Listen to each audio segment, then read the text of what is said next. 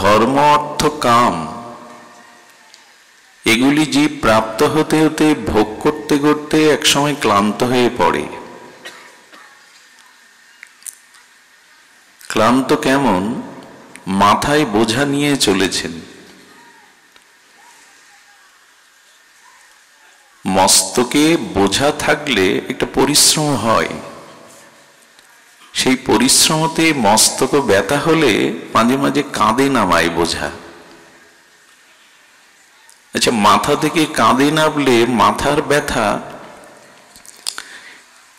কিছুটা প্রশমিত হয়, স্বস্তি হয়, কিন্তু কাঁধের ব্যথা, কাঁধে ব্যথা হতে থাকে।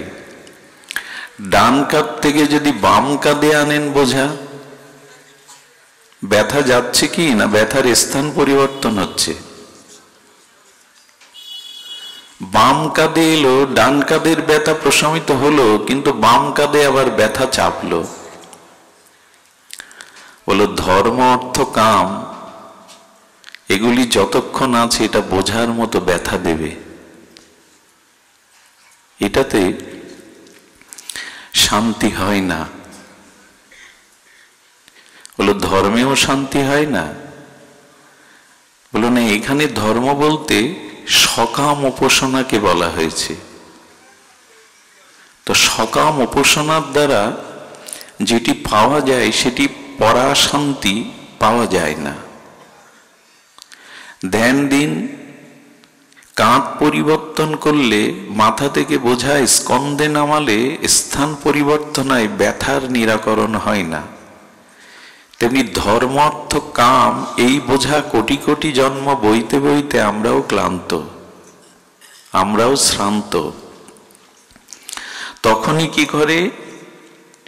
তখনই তারা চিন্তা করে এর থেকে উচ্চস্তর কোনো শান্তি আছে কি, এর থেকে উচ্চস্তর একটু সুখ অবস্থা আছে কি?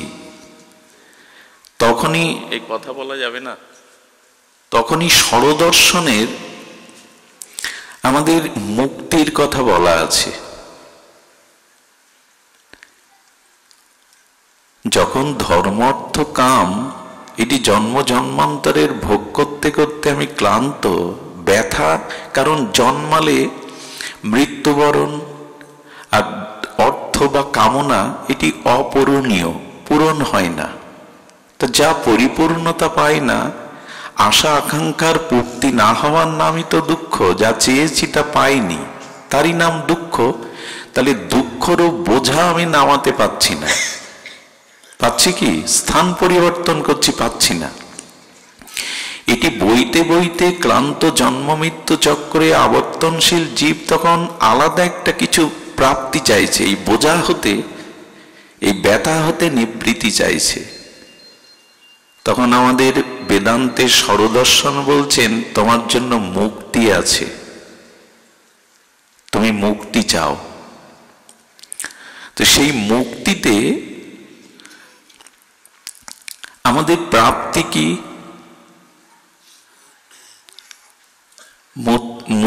মুক্তিটা কি এটা আগে একটু আমাদের ধারণা আসতে হবে।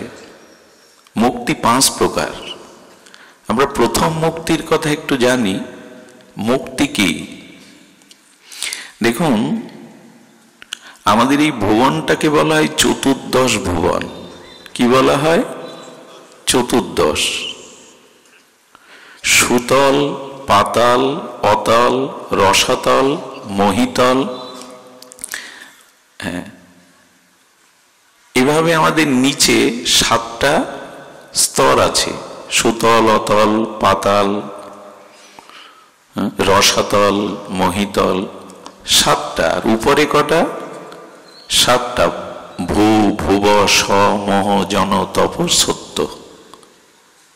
ভুবলোক, এই করতে করতে সত্য কটা হলো? 7 আর 7 14। এই জন্য একে বলে চতুর্দশ ভুবন।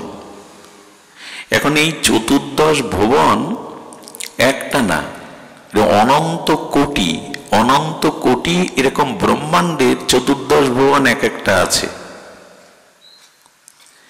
এই চতুর্দশ ভুবনের উপরে 8টা পর্দা আছে, স্তর আছে।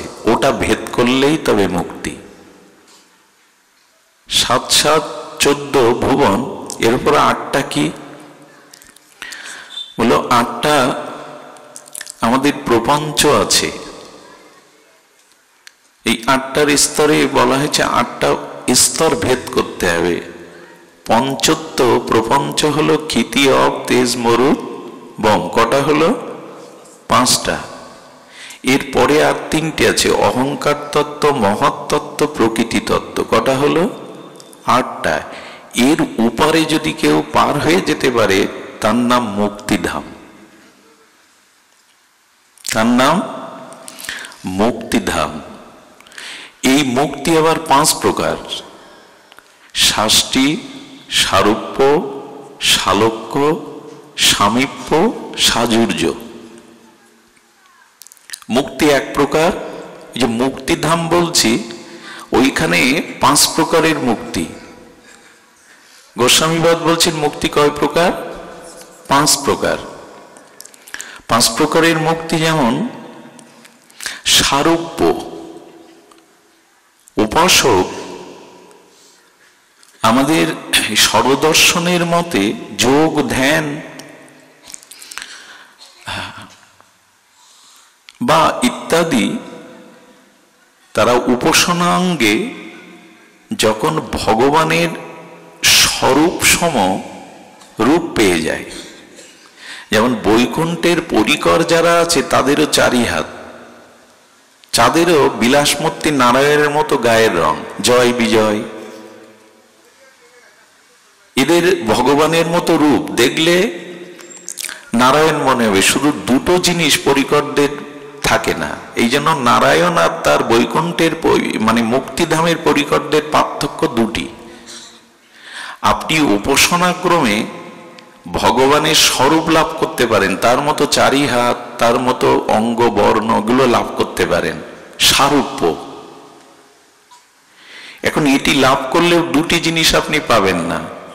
শ্রী ভগবানের বক্ষে শিবস্য চিহ্ন আছে আর কৌস্তব মণি আছে, এটা পরিকরদের মধ্যে নাই। শিবস্য চিহ্ন মানে ভৃগুপদ চিহ্ন, আর কৌস্তব মণি, এ 2টি অন্যদের মধ্যে নাই। শালক্য মানে ভগবানের লোকে আপনি যেতে পারবেন, এও একরকম মুক্তি। সামীপ্য মানে ভগবানের নিকটে বাস করতে পারবেন, সবসময় তার নিকটে বাস করতে পারবেন। সাজুজ্য, সারূপ্য, শালক্য, শাষ্টি তার মতো শক্তি লাভ করতে পারবেন। ভগবান এগুলো মাথায় করে উপাসককারীর কাছে গিয়ে বললেন, নেবে আমার মতো শক্তি নেবে, আমার মতো রূপ নেবে, আমার ধাম নেবে, আমার শক্তি নেবে। এভাবে 5 প্রকার মুক্তি। কিন্তু ভক্ত কি বলে? আচ্ছা, ওই যে মুক্তিধামে গেলেন, ওখানে কি পেলেন?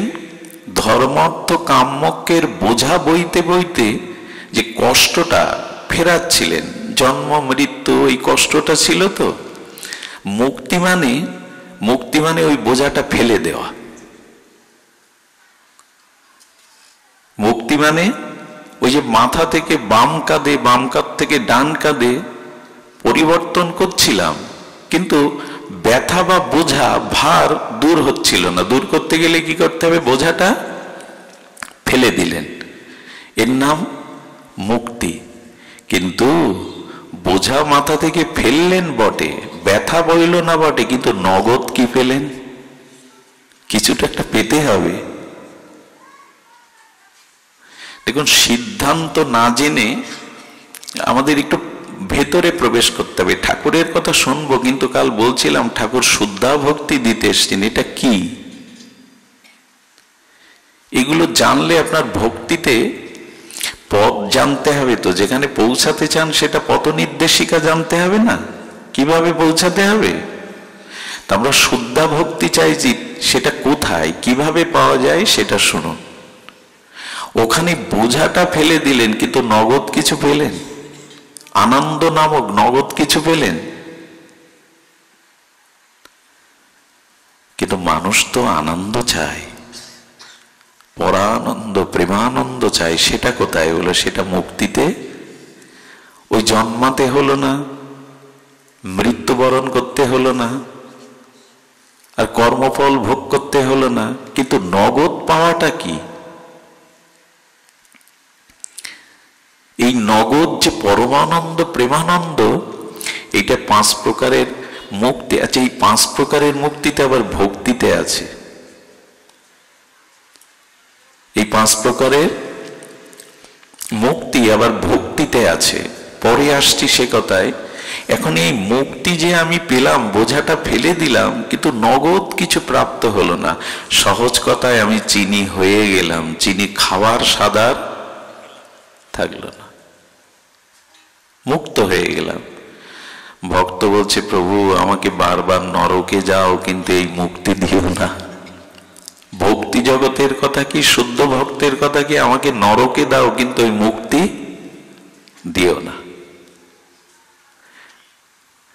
এখন এই যে নগদ পেলাম না আমরা, অষ্টাদা প্রকৃতি পার করে গেলাম বটে, মায়ার স্তর ভেদ করলাম বটে, কিন্তু নগদ পেলাম না। এই নগদ প্রাপ্তিটা একমাত্র শুদ্ধা ভক্তিতে হয়। মুক্তি সরদর্শনের অবধি পরমসীমা। এই জন্য যারা জ্ঞানী, যারা কর্মী, যারা যোগী, যারা পরমাত্মার ধ্যান করছেন, তারা এই মুক্তি চায়। আচ্ছা, এই মুক্তি মানে ব্রহ্মপ্রাপ্তি। এই ব্রহ্মপ্রাপ্তি, কিন্তু ব্রহ্মের মধ্যে আনন্দ নেই, ব্রহ্মের মধ্যে ভক্তি রস আনন্দ নেই।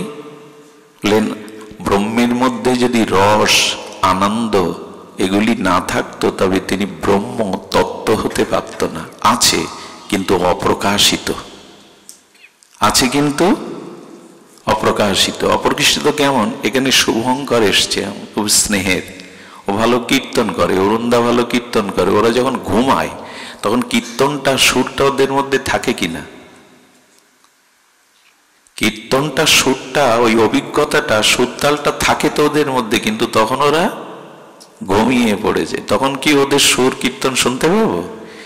কিন্তু উনি যখন ব্যাসাসনে এসে কীর্তন করলেন, তখন ওই মানুষের মধ্যে তার কীর্তন, তার সুরালাপা, তার সুরসঙ্গীত প্রকাশ হলো।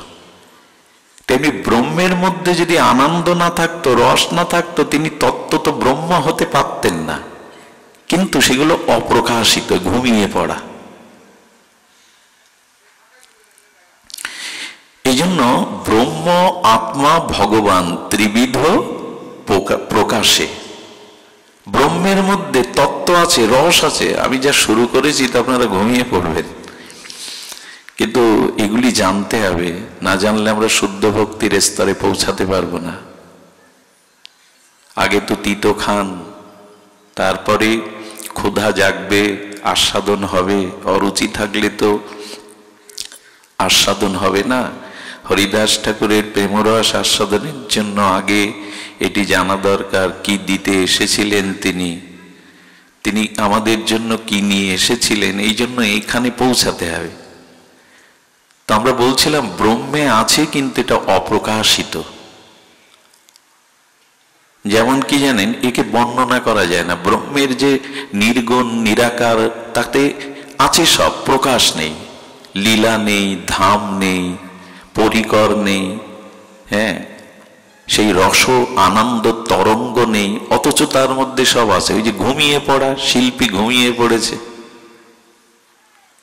এই জন্য ওইখানে ভক্তরা যেতে চায় না। ওখানে লীলা নেই, ধাম নেই, রূপ আনন্দ নেই, অথচ ঘুমন্ত ওইখানে। এই জন্য ভক্তরা যেতে চায় না। এটা পরমাত্মাবাদীরা, ধ্যানীরা ওইখানে যেতে চায়। ভক্ত কি চায়? ভক্ত তার ধাম চায়, লীলা চায়, রূপ চায়, সেবা চায়, রস আস্বাদন চায়। এই জন্য ওটা আছে। রামকৃষ্ণ পরমহংস একটা অপূর্ব কথা দিয়ে বলেছেন, আগেকার দিনে নববধূ বিয়ের দিন বর এসেছে, বরকে এক ঘরে বসানো হয়েছে। লজ্জিতা, এই নব বিবাহ হবে, নব অনুরাগে, পূর্বরাগে লজ্জিতা মেয়েটাকে সখীরা বলছে, তোর বর কই রে? অবনত মস্তকে রাঙা মুখে নিচু, কিরে বর দেখাবি না? তোর বর কই? দেখেছিস তুই, দেখতে এসেছিল।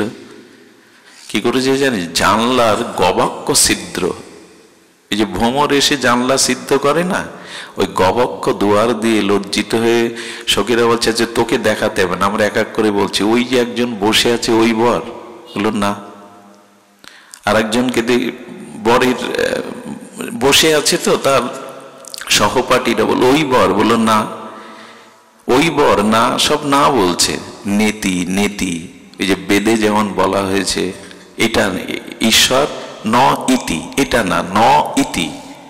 যখন বরের দিকে সখীরা আঙুল তুললো ওই বর, সবার মাঝখানে বসে আছে, কি সুন্দর দেখাচ্ছে, তখন মাথা নিচু করে হাসছে, তখন আর না বলছে না। কি বোঝা গেল? মুখে তো কিছু বলল না। তেমনি ব্রহ্মার যে ব্রহ্মালোকের যে আনন্দটা, ওটা বোঝা যায় কিন্তু ব্যক্ত করা যায় না। আনন্দ অপ্রকাশিত, ওখানে ওখানে আনন্দ প্রকাশ নেই। কিন্তু আমরা তো প্রকাশ চাই, আমরা তো লীলা চাই, ধাম চাই, আস্বাদন চাই। এবং অবাক কাণ্ড কি জানেন? এরকম অনন্ত ব্রহ্মাণ্ডে, এরকম অনন্ত বিশ্ব ব্রহ্মাণ্ডে চতুর্দশ ভুবনে ভগবানে কোথাও না কোথাও বাল্য লীলা করছেন, রাসলীলা করছেন, ব্রজলীলা করছেন। লীলা কিন্তু নিত্য চলছে। আপনি যখনই ভজন করতে করতে ওই স্তরে পৌঁছালেন, তখন এমন কোন চতুর্দশ ব্রহ্মাণ্ডের এমন এক পৃথিবীতে আপনাকে জন্ম দেবে, যে পৃথিবীতে ভগবান এখন লীলা বিলাস করছেন। লীলা কিন্তু নিত্য। সূর্য এখন আমাদের বাংলাদেশের আকাশে নাই বলে সূর্য আকাশে নাই এমন। বর্ষচক্রে আমেরিকায় এখন দিন, তার মানে সূর্য আমার আকাশে নাই বলে সূর্য আকাশে নাই। তেমনি লীলা নিত্য। এরকম চতুর্দশ ব্রহ্মাণ্ডে, অনন্ত কোন ব্রহ্মাণ্ডে, ভারতবর্ষের কোথাও বৃন্দাবন আর সেখানে তিনি লীলা করছেন। লীলা নিত্য। ওইখানে যাওয়ার যদি ভজন হয়, তাহলে আপনি ওই লোকে জন্মিয়ে ওই লীলাতে প্রবেশ করতে পারবেন। সকালবেলা এক মা উনান জ্বেলেছে, উনানে অগ্নি, উনান জ্বেলেছে মানে উনানে অগ্নি জ্বেলেছে। সে যদি দাবি করে এই পৃথিবীর মধ্যে প্রথম আমি অগ্নি জ্বাললাম, তার বলাটি কি ঠিক হলো? কত জায়গায় এমনি অগ্নি জ্বলছে। তেমনি ভগবান এসেছিলেন দাপরে আমাদের বৃন্দাবনে, উনি নাই এমন নাই। এরকম কোন অনন্ত ব্রহ্মাণ্ডে কোথাও তিনি এখন নিত্য লীলা। আমি সকালে আগুন জ্বেলে দাবি করতে পারি না আমি প্রথম আগুন জ্বালালাম। অনন্ত তার লীলা, অনন্ত তার মহিমা। ওনারা চলে যাচ্ছেন কেন? জয় রাধে। মুক্তি 5 প্রকার, কিন্তু ভক্ত এগুলি এই মুক্তিতে, ওই যে বললাম লীলা নেই, রূপ নেই, অপ্রকাশিত নেই না, অপ্রকাশিত অবাং মনসগোচর। আপনাদের আর কষ্ট দেব না, ফিরে আসি। ভক্ত তাহলে কি চায়? হরিদাস ঠাকুর আমাদের কি দিতে এলেন? বলেন মহাপ্রভু আমাদের জানালেন এই সব ভক্তদের চাওয়া পাওয়া নয়। কি চাওয়া? দিয় মানাং না গৃহন্তি বিনা মত সেবনং বিনা। রূপ গোস্বামী পাদের ভক্তির অসমৃত সিন্ধুতে বলছেন এবার ভক্ত কি চায়, শুদ্ধ ভক্তি কি? বলে এই ধর্মার্থ কাম মোক্ষ যেখানে আবেশ নাই, বিন্দুমাত্র চাওয়া নাই, সেইখানেই আছে শ্রদ্ধা ভক্তি। ধর্ম অর্থ কাম মুক্তির কোনো কিছু মনে পাওয়া তো দূরে থাক, এদের স্পর্শ আভাসও যাদের চিত্তে লাগবে না, তারাই শ্রদ্ধা ভক্তির অধিকারী। ধর্ম অর্থ কাম মোক্ষ এই আশাগুলিকে পিশাচি বলেছে রূপ গোস্বামী। ভূতে যখন কারো ঘাড়ে লাগে, ভূত আছে কিনা আমি জানি না, পিশাচি বা ভূত প্রেতাত্মা যদি কারো ঘাড়ে লাগে, দেখবেন সে খায় বেশি, তার স্বাস্থ্য শুকায় থাকে না। বলে এত বেশি খায় তো স্বাস্থ্য হচ্ছে না কেন? বলে ওর মধ্যে থেকে ওই পিশাচি খাচ্ছে, ওকে ধীরে ধীরে মৃত্যুর কবলিত করে ফেলছে, খাচ্ছে ওই পিশাচি। তেমন আমার ভিতরে যখন ধর্মত্ব কাম মোক্ষ এই মুক্তির ইচ্ছা থাকবে, ওগুলো কিন্তু পিছাসি না। ইচ্ছাটা, ধন চাই, মুক্তি চাই, অর্থ চাই, এই শশুক বাসনা, এই চাওয়াটার নাম পিছাসি। ওগুলো কিন্তু পিছাসি না। খবরদার, মুক্তিকে পিছাসি বললে কিন্তু অপরাধ হবে। যুগ যুগান্তর যোগী ঋষি মুনিরাও মুক্তি পায় না, তাকে পিছাসি বলা যাবে? বলল না। জীব গোস্বামী একবার বলেছিলেন, একজন আচার্য বলেছিলেন রূপ গোস্বামীকে, আপনার এইটা একটু ভুল হলো না, আমি একটু সংশোধন করে দিই, আপনি মুক্তিকে বলো। মুক্তিকে পিছাসি বলেনি গুরুদেব। জীব গোস্বামী 13 বছর বয়সে বলছে গুরুদেব মুক্তিকে পিছাসি বলেনি, মুক্তির ইচ্ছাকে, ওই শশুক বাসনা চাওয়াকে পিছাসি বলে। ওইখানেই সব আনন্দ খেয়ে ফেলবে, তুমি ধীরে ধীরে শেষ হয়ে যাবে, আনন্দ পাবে না। তবে ভক্ত কি চাই? মহাপ্রভু সেটা দিতে এসেছিলেন। খুব ধ্যান দিতে হবে এবার। হরিদাস ঠাকুর কি দিতে এসেছিলেন? এই শুদ্ধা ভক্তির বিগ্রহ তিনি যা দিতে এসেছিলেন তা যদি জানতাম তাহলে অবমূল্যায়ন হতো না। ঠাকুর হরিদাসকে আমরা এইভাবে ভুলতে বসতাম না। তো কি বলা হচ্ছে? দিও মানাং না গৃহ্ণান্তি বিনা মত সেবনং বিনা। ভক্ত বলছে তুমি শাস্তি সারূপ্য সালুক্য সারূপ্য সাজুজ্য দিতে চাইছো, কিন্তু ওগুলি আমি নেব না। তো কি নেবে? বিনা মত সেবনং বিনা, তোমার সেবা ভিন্ন এ জগতে আমি আর অন্য কিছু চাই না। তোমার সেবা ভিন্ন, আমি ওগুলি আর চাই না। এইবার আমরা ভক্তিতে এলাম। এবার মুক্তি না, ধর্মত্ব কাম্যক্ষ পথ পেরিয়ে এলাম। এবার কোথায় এলাম? ভক্তিতে। কোন ভক্তিতে? শুদ্ধা ভক্তিতে। শুদ্ধা ভক্তির পরিভাষা কি?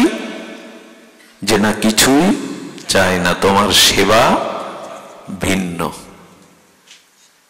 তোমার সেবা ছাড়া আর কিছু চাই না। এটার নাম শুদ্ধা ভক্তি। আচ্ছা, এই ভক্তি প্রাপ্তির উপায় কি? ঠাকুর হরিদাসের কেন জীবনচরিত আমরা আস্বাদন করব? এই ভক্তি প্রাপ্তির উপায় কি বললাম তো আমরা, কিন্তু এই ভক্তির প্রাপ্তির উপায় কি?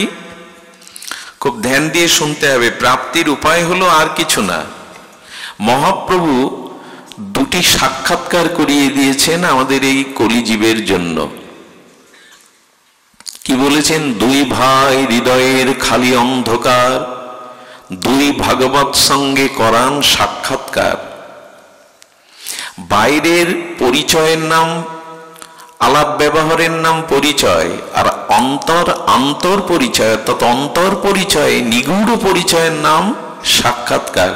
মহাপ্রভু বললেন ভক্তি প্রাপ্তির উপায় বলে দিচ্ছেন। খুব ধ্যান দিয়ে আঁচল পেতে, হৃদয়ের আঁচল পেতে নিয়ে নিন, ঘুম যেন না আসে, অলসতা যেন না আসে, আঁচল পেতে নিয়ে নিন। দুই ভাই হৃদয়ের খালি, খালি মানে প্রক্ষালন, আমরা বলি না পাদ প্রক্ষালন। এই নিতাই গৌর কৃপা করে এসে, এই প্রেমাবতার কারুণ্য অবতারে এসে, অনার্পিত চরিত দানে এসে তিনি দুটো বস্তুর সাথে আমাদের সাক্ষাৎকার করিয়ে দিচ্ছেন, আর আমাদের হৃদয়ের অন্ধকার দূর করছেন। এই অন্ধকার বলতে এখানে এই শশুক বাসনা, ধর্ম অর্থ কাম মোক্ষাদি বাসনা, এগুলো প্রক্ষালন করে দিচ্ছে। দুই ভাগবত, কারা তারা? এক ভাগবত রসশাস্ত্র, আর ভাগবত ভক্তি রস পাত্র। খুব ধ্যান দিতে হবে কথাটি। শুনেছেন, আবার শুনুন। বলছেন ভাগবত কয়জন হলো তাহলে? গ্রন্থ শুধু ভাগবত না, যে অক্ষর রসব্রহ্ম রূপে ভগবানের নাম রূপ লীলা ধাম প্রকাশ করেছেন, এটি গ্রন্থ ভাগবত। এক ভাগবত রসশাস্ত্র, অক্ষররূপী রসব্রহ্মের নামরূপ লীলা, ভক্ত ভগবানের লীলা কীর্তিত হয়েছে, তাকে বলে ভাগবত। আর ভাগবত বড় ভক্তি রস পাত্র। আচ্ছা, ভক্তকে ভক্তি রস পাত্র বলা হলো, খুব ধ্যান দিবেন। ভক্তি রস পাত্র, মানে বস্তু যেখানে অবস্থান করে তাকে বলে পাত্র, ছাড়া তো বস্তু সংরক্ষিত করা যায় না।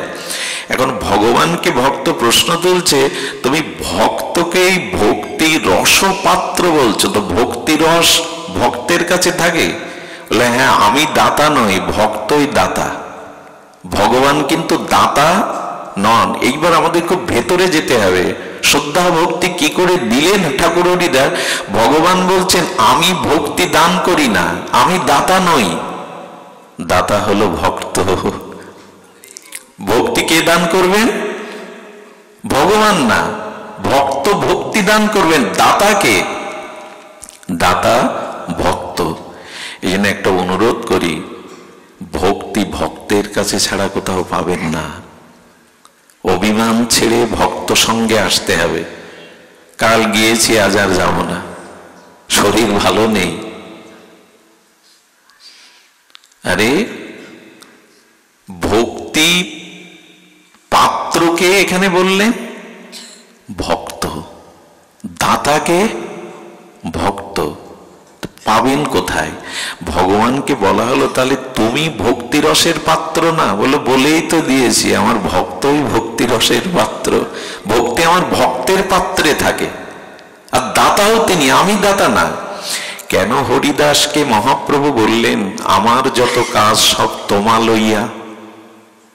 তোমার কাজ হরিদাস করতে এসছে? বলে হ্যাঁ, আমার যত কাজ সব হরিদাসকে দিয়ে। তোমার যোগ্য নও, তাই যাও মোরে ছাড়িয়া। মহাপ্রভু বললেন হরিদাস, আমি তোমার যোগ্য না বলে ছেড়ে যাচ্ছ? কোথায় কোথায় হরিদাসের মহিমা? মহাপ্রভু বলছেন আমি তোমার যোগ্য না বলে চলে যাচ্ছ? আমার যত কাজ সব তো তোমাকে নি। কেন চৈতন্য প্রভু? তুমি রাধা কৃষ্ণ মিলিত তনু পরতত্ত্ব, তুমি দাতা শিরোমণি, তুমি করুণায় অবতীর্ণ হয়েছ, তো হরিদাস তোমার কাজ তুমি করবে না? তোমার কাজ হরিদাসের কাছে কেন? আহা, বলেন ভক্তি আমার সম্পদ, কিন্তু ওটা ভক্ত ছাড়া কেউ দিতে পারে না। এইখানেই তো রহস্য। অভিমান ত্যাগ করে ভক্ত সঙ্গ করতে হবে। কেন জানেন? ভক্তি ভগবানের সম্পদ। আচ্ছা, সম্পদ একজনের, কিন্তু যে পাত্রে সম্পদটা রাখা সেখান থেকেই তো আপনাকে নিতে হবে, নিতে হবে না? তো এই জন্য ভক্তি রস পাত্র। কেমন দৃষ্টান্ত এসেছে, পদ্মের মধু। পদ্ম মধু উৎকৃষ্ট তো না? পদ্ম মধু, এখন প্রস্ফুটিত সরোবরে পদ্মের মধ্যে মধু আছে, পদ্ম মধু দিতে পারবে আপনাকে? ভগবানেরই স্বরূপবৃত্তি, ভক্তি ভগবানেরই সম্পদ, কিন্তু ভগবান দিতে পারবে না। পদ্মের কাছে চেয়ে মধু পাবেন? নিগড়িয়ে মধু পাবেন? পদ্ম মধু তো চাই, ভক্তি তো চাই, আনন্দ রস তো চাই। পদ্ম বলছেন তোমার একটু ভুল হচ্ছে, মধু আমার সম্পদ, কিন্তু আমি তোমায় দিতে পারবো না। ভগবান বললেন ভক্তি আমার সম্পদ, আমার অন্তরঙ্গ শক্তি বৃত্তি ভক্তি, এটা আমি দিতে পারবো না। যদি পদ্মের মধু পেতে হয় তো মধুকর মৌমাছির কাছে যাও, মধুকর মৌমাছির কাছ থেকে পেতে হবে। মৌমাছি ফুল থেকে মধুটা নিয়ে একটা মধু চক্র তৈরি করে। তো বলছেন এই জন্য ভক্তের কাছে যাওয়া হচ্ছে। মধুর চাকে গেলে মধু পাবেন? মধু আছে, কিন্তু এখানে দেখুন ভক্ত মধুকর আর মধু চক্র, মধুর চাকটা হলো ভক্তের হৃদয়। ভক্তের হৃদয়ে মধু রক্ষিত আছে, চাকটা হলো ভক্তের হৃদয়। এখন আপনি মধুকরের মধু চক্রে গিয়ে বলছে মধু দাও, মধু দাও, দেবে তো? এখানে আসে অনেক, ওই যে চলে গেল না অনেকে, ভাগবতে এলো আবার চলে গেল, ঘুমালো, বাদাম ভাজা খেতে গেল, বাইরের দৃশ্য দেখতে গেল, চাকের দিকে তাকিয়ে থেকে মধু দাও, মধু দাও। আসলে একটা কাজ হলো ওখানে একটু ঘা দিতে হবে, বিন্দু বিন্দু মধু করতে হবে। তার মানে ভক্তের হৃদয়ে ঘা দেব? বলো না গো, ভক্তের সামনে বসে ব্যাকুল হয়ে চোখের জলে প্রার্থনার ঘা দাও। হে ভক্ত, তোমার চরণ ধুলি দাও, তুমি কৃপা করে আমার দিকে দৃষ্টি দাও। এই প্রার্থনার আঘাত করতে হবে। বসে বসে হৃদয়ের নিগড়ানো প্রার্থনার আঘাত করতে হবে এই মধুচক্রে। ভক্ত, তোমার হৃদয়ে সেই গৌর প্রেম আছে, নিতাই প্রেম আছে, রাধা প্রেম আছে। ওই প্রার্থনার তরঙ্গ যত ভক্তের হৃদয়ে আবেদন নিবেদন যত ভক্তের হৃদয়ে আঘাত করবে, ওইখান থেকেই মধু খরিত হবে।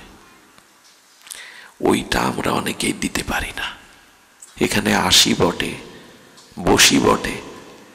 একবারও বলেছেন, প্রভু কত জন্ম জন্মান্তরের প্রারব্ধ কর্মচক্রে এই সংসারে আসা যাওয়া করছি, তোমার হৃদয়ে ভক্তি, দুহাত পেতে শ্রদ্ধা বিশ্বাস ব্যাকুলতা উৎকণ্ঠায় চাতকের মতো পিপাসায় প্রার্থনা জানাতে হবে, এইবার আমার দয়া করো, এবার কৃপা করো। কৃষ্ণ সে তোমার, তুমি দিতে পারো, তোমারও শক্তি আছে, তুমি দিতে পারো কৃষ্ণকে, তুমি দিতে পারো ভক্তিকে। এই ব্যাকুলতা নিয়েই এখানে বসতে হয়। জল তো সবখানে আছে, পিপাসা না লাগলে জলের সন্ধান কেউ করে না। এজন্য আমাদের প্রার্থনা চাই, ঠাকুর মশাইয়ের এই জন্য প্রার্থনা। মালতীর মালা গাতি পরাব দোহার গলে, এই প্রার্থনা জাগাতে হবে। কবে আমি ভক্ত, কবে হাম বৈঠাবো বৈষ্ণব নিকটে, ঠাকুর মশাইয়ের প্রার্থনা। কবে হাম বৈঠবো বৈষ্ণব নিকটে। প্রেম ভক্তির মহারাজ তিনি প্রার্থনা করছেন। ওই মাকে ডেকে দিন, এই যে ঘুমাচ্ছেন, কি অবস্থা। জয় রাধে, জয় রাধে।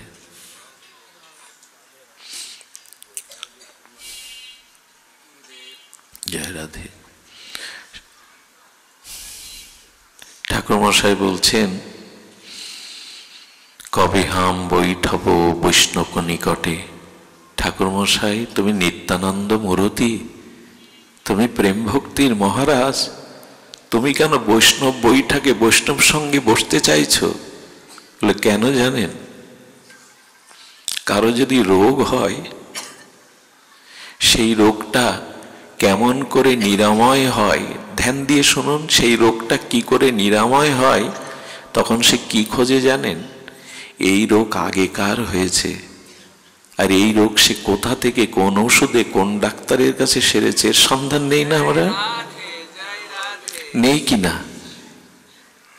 আমার রোগ হলে মনে করি এই রোগটা আগে কার হয়েছিল, কোথা থেকে কোন ঔষধে সেরেছিল, খোঁজ নেয়।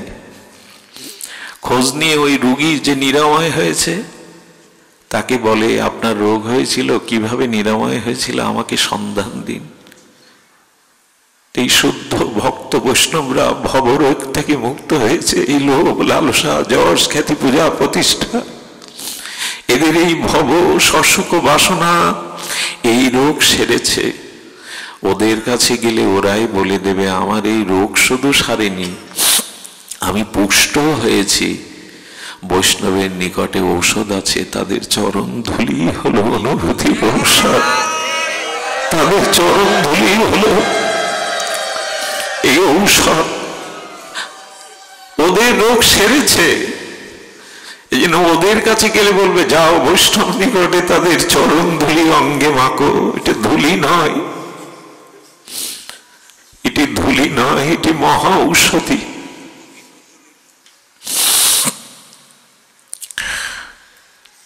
ঠাকুর হরিদাসের সিদ্ধ বকুলের ভজন কুটিরে মহাপ্রভু যেদিন গেছেন হরিদাসের নির্জানে, সেদিন মহাপ্রভু নিজে যাননি। সেদিন প্রিয় পরিকর ভক্তদের নিয়ে উপস্থিত হয়েছিলেন। ঠাকুর আর উঠতে পাচ্ছেন না, মৃদু মন্দ ভগবানের দিব্য নাম আস্বাদন করছেন। ঠাকুর প্রভুর সাথে, মহাপ্রভুর সাথে প্রিয় ভক্তগণকে ডেকে বলছে, ওহো ভাগ্য, আমি সারা জীবন অলংকার পরিনি, আজ আমার অলংকার পরার স্বাদ হয়েছে। বলতে বলতে বৈষ্ণবরা যেখানে দাঁড়িয়ে ওই ধুলায় গড়াগড়ি দিতে লাগলো, বৈষ্ণবের চরণ ধুলি অঙ্গে মাখতে লাগলো। মহাপ্রভুর চরণ প্রথম নেয়নি হরিদাস, এই দেখুন সিদ্ধান্ত, মহাপ্রভুর চরণ হরিদাস প্রথমে নেয়নি বুকে, আগে বৈষ্ণবের চরণ ধুলিগুলো মস্তকে দেহে মেখেছেন। বৈষ্ণবের চরণ রেণু ভূষণ করিয়া তনু যাহাতে অনুভব হয়। ধর্ম কথা বলা, ভাগবত কথা শ্রবণ অনেক জন্ম হলেও অনুভূতি না হলে হবে না। এই অনুভূতি হলো ভক্তি, এই অনুভূতির স্তরেই ভগবান। অনুষ্ঠান, আলোচনা, শ্রবণ, এর মধ্যে যদি অনুভূতি না হয় কিছু হবে না। আমার বুকের ব্যথা আপনার মুখে ফুটে উঠতে পারে, ইস তোমার বুকে ব্যথা করছে, কিন্তু ব্যথার অনুভব হবে। আমার বুকের ব্যথা, আপনি সামনে দাঁড়িয়ে বলছেন খুব বুক ব্যথা করছে তোমার, এটা মৌখিক, এই ব্যথার অনুভব আপনার হবে না। যদি আপনার বুকেও কখনো ব্যথা হয় তখন ব্যথার অনুভব পাবেন। এই ভক্তির অনুভূতিটা চাই, শুধু অনুষ্ঠান, শুধু আলোচনা শ্রবণ না, কবে অনুভব হবে সেই অনুভব অপেক্ষা আছে। বৈষ্ণবের চরণ রেণু ভূষণ করিয়া তনু যাহাতে অনুভব হয়। যদি বৈষ্ণবের চরণ ধুলি মাখা যায়, ওর মধ্যেই অনুভূতিগুলো, কণাগুলো লুকিয়ে আছে, তখন অনুভব হবে। এই জন্য হরিদাস ঠাকুর অভাগ্য মনে করে বৈষ্ণবের চরণ ধুলিগুলো মস্তকে মাখছেন, দেহে মাখছেন। এ হলো অনুভূতির রাজ্যের বিষয়। এই জন্য ভগবান দান করেন না ভক্তি, আমরা ভগবানকে মানি, ভক্তকে ওই স্তরে দেখি না, ওই জাতীয় শ্রদ্ধা ভক্ত সঙ্গে আসে না। এই জন্য অনুষ্ঠান সার হয়ে গেছে, অনুভূতি কবে হবে? অনুভূতিটা চাই, অনুভূতি না এলে আমরা পাবো না। এই জন্য বিশুদ্ধ ভক্তির স্তরে পৌঁছাতে গেলে শুদ্ধ এই বৈষ্ণবের চরণ, তারাই দাতা। ভক্ত দাতা কেন জানেন? তারা সসুখ বাসনা ত্যাগ করে, আচ্ছা ভগবান ভক্তকে প্রেম দেন, ভগবান দাতা না? বলো না, ভগবান দাতা না, ভক্তই দাতা। তবে শুনুন, কেন জানেন? ভক্তই দাতা মানে প্রেম ভগবান ভক্তকে দিল বলে এই তো ভগবান দাতা, এই তো ভগবান দান করলেন। প্রেম দান কে করবে? ভগবানই শক্তি ভক্তরূপে দান করলেন বটে, তো দান করলেন বলে প্রেম ভক্ত পেলে ভক্তটা প্রেমকে নিজের কাছে রাখে না, সেবা রূপে আবার ভগবানকে দান করে দেয়। খুব মার্মিক কথা কি জানেন? এখানে যারা খুব খুব অনুভবী শ্রোতা, তারা কোনোদিন পাঠে যখন খুব হৃদয় স্পর্শ করে, পাঠগুলো অনুভূতি হয়, হৃদয়ে একটা পরমানন্দ আসে, তখন বলে হে রাধে, আজকের যে আনন্দটা ওইটা আমি ভোগ করব না, শ্রবণ আনন্দ তোমাকে দিয়ে দিলাম, তুমি আনন্দ পাও। ভক্ত দিতেই আসে, নিতে আসে না। ওদের দান, প্রেম দিল ভগবান, সেই প্রেমটা সেবা করে। মাঝে মাঝে ভক্ত আবার প্রেমের প্রতি ক্রোধ করে যদি ভগবানের সেবাতে প্রেম বাধা হয়। এ খুব উচ্চ রাজ্যের কথা, আমার মতো মাদিস জি ভাই এ মানায় না। প্রেম থেকে বড় আনন্দ তো কিছু নেই, প্রেমের থেকে বড় প্রাপ্তি বা আনন্দ, কিন্তু সেই প্রেমেরও সেই ভক্তের কাছে ওই প্রেম বাধা হয় যদি ভগবানের সেবাতে প্রেম বাধা হয়ে দাঁড়ায়। দারুক ভগবানকে বাতাস করছে, ভগবানের সেবক ভগবানের সেবক দাস দারুক ভগবানকে বাতাস করছে। সেই অরিন্দম সুন্দর ত্রিভঙ্গ মরারি শ্যামল সুন্দর ভগবানের বদন দেখতে দেখতে চরণ দেখতে দেখতে প্রেম এসে গেছে। আর প্রেমের লক্ষণ হলো দেহে পুলক, লোমকূপ কাঁঠালের কাঁটার মতো খাড়া দিয়ে উঠছে, চোখে সজল জলে ভরে যাচ্ছে। যখন কম্প আসছে, পুলক আসছে, অশ্রু আসছে, স্বরভঙ্গ আসছে, তখন ভগবানকে দেওয়া পাখাটা কাঁপতে কাঁপতে পড়ে গেল। সেবাটা বন্ধ হলো কিসের কারণে? প্রেম এলো ভগবানকে তার অপরূপ মাধুর্য দর্শন করে, আর প্রেম আসাতে তার সেবা হাতার পাখাটা পড়ে গেল। সঙ্গে সঙ্গে প্রেমের প্রতি ক্রোধ হয়। প্রেম তো সান্দ্রানন্দ, আনন্দ ঘনীভূত। প্রেম হলো সান্দ্রানন্দ, পরমানন্দ। সেই আনন্দে কারো ক্রোধ হয়? কখনো হয় না। কিন্তু এটা আশ্চর্য আমাদের এই গৌড়ীয় দর্শন। বললেন প্রেমেও ক্রোধ হচ্ছে। নিজের প্রেমকে গালি দিয়ে বলছেন, সেবানন্দ যদি প্রেমানন্দ বাঁধে, সেবানন্দ যদি প্রেমানন্দে বাঁধে, সেই প্রেমানন্দ ভক্তের হয় মহাক্রোধে। প্রেম কেন এলি? তার সেবা বন্ধ হয়ে গেল। প্রেম কেউ পর্যন্ত, এই জন্য ভক্ত নিতে চায় না। ভক্ত কি করছে? দিতে চান। ভক্ত দাতা, ভগবান দাতা নন। প্রেমটাকেও পর্যন্ত ক্রোধ করে বললেন, কেন আসবি তুই? সেবা তো বন্ধ হয়ে গেল। দিও মানাং না গৃহ্ণন্তি বিনা মত সেবনং বিনা। তোমার সেবা ভিন্ন আমি কিছু চাই না। এই সেবাটাই, এই সেবাই হলো আমাদের মূল। এই জন্য শ্রীকৃষ্ণ চৈতন্য প্রভু দাসের অনুদাস সেবা অবিলাস মাগে। তুমি প্রেমময় মূর্তি, তুমি নিত্যানন্দ মূর্তি, তুমি সেবা অবিলাস চাইছো, লোটাই তো চাওয়া। এই জন্য তো ঠাকুর মশার প্রতিটি ত্রিপদীতে দেখবেন, সখীর অনুগা হইয়া প্রেম সেবা লব চাইয়া। সেবা চাইছেন, সখীর অনুগা হইয়া প্রেম সেবা ইঙ্গিতে বুঝাবো সব কাজ। কবে রাধারানী, কবে রূপমঞ্জরি বলবে ফুল তুলে আনো, মালা গাথো, প্রিয়া প্রিয়তমের গলা পরিয়ে দাও। এই আজ্ঞা ইঙ্গিতে বুঝবো। ওখানে কিন্তু কথা বলবেন না, ইঙ্গিতে রূপমঞ্জরি বলে দিলেন, যাও মালতীর মালাগাতি পরাবো দোহার। এই সেবা বাসনা শুদ্ধ ভক্ত চাই না, দিতে চায়। তার জীবনটাই এই দেওয়ার জন্য। এই জন্য হরিদাস ঠাকুর তার জীবনে কিছু নেননি। একজনও মানুষ হরিদাস গবেষণা করে পাননি জীবনে কারো কাছ থেকে কিনে উনি চেয়ে কিছু। সারাটি জীবন না ছিল ঘর, না ছিল পিতামাতা, না ছিল আত্মীয় কুটুম্ব, না ছিল ভালো খাওয়া, না কখনো পোশাক পরেছেন দামি, না কখনো বিনোদন জগতের দিকে তাকিয়েছেন। চিরকাঙাল হয়ে সারা জীবন মাটিতে শয়ন করে মহাপ্রভুকে হরিনাম দিয়ে আনন্দ দিতে এসেছিলেন। এই নাম কার্য, প্রেম কার্য দিতে তিনি সারা জীবন বিলিয়ে দিয়েছেন। হরিদাসের চরিত্র এটি অবলোকন করলে আপনি ভক্তির অধিকারী হবেন।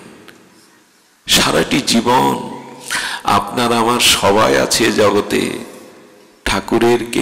এই জন্য ভাগবতের একটি শব্দই হরিদাস ঠাকুরকে এই ক্যারাগাছি থেকে নিয়ে গিয়েছিল, সব কিছু ছেড়ে চলে গিয়েছিল। একটি শব্দ কি জানেন? যার কেহ নাই তুমি আছো তার। আমার তো এই জগতে কেউ নাই, তুমি তো আছো।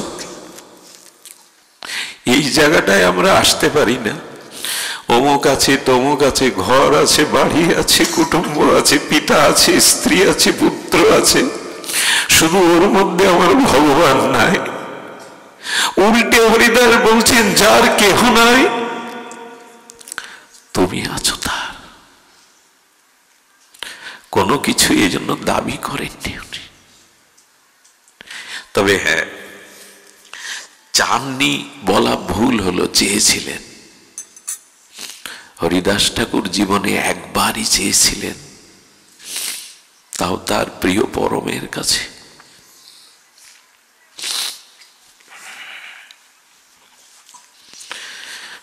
চেয়েছিলেন কি?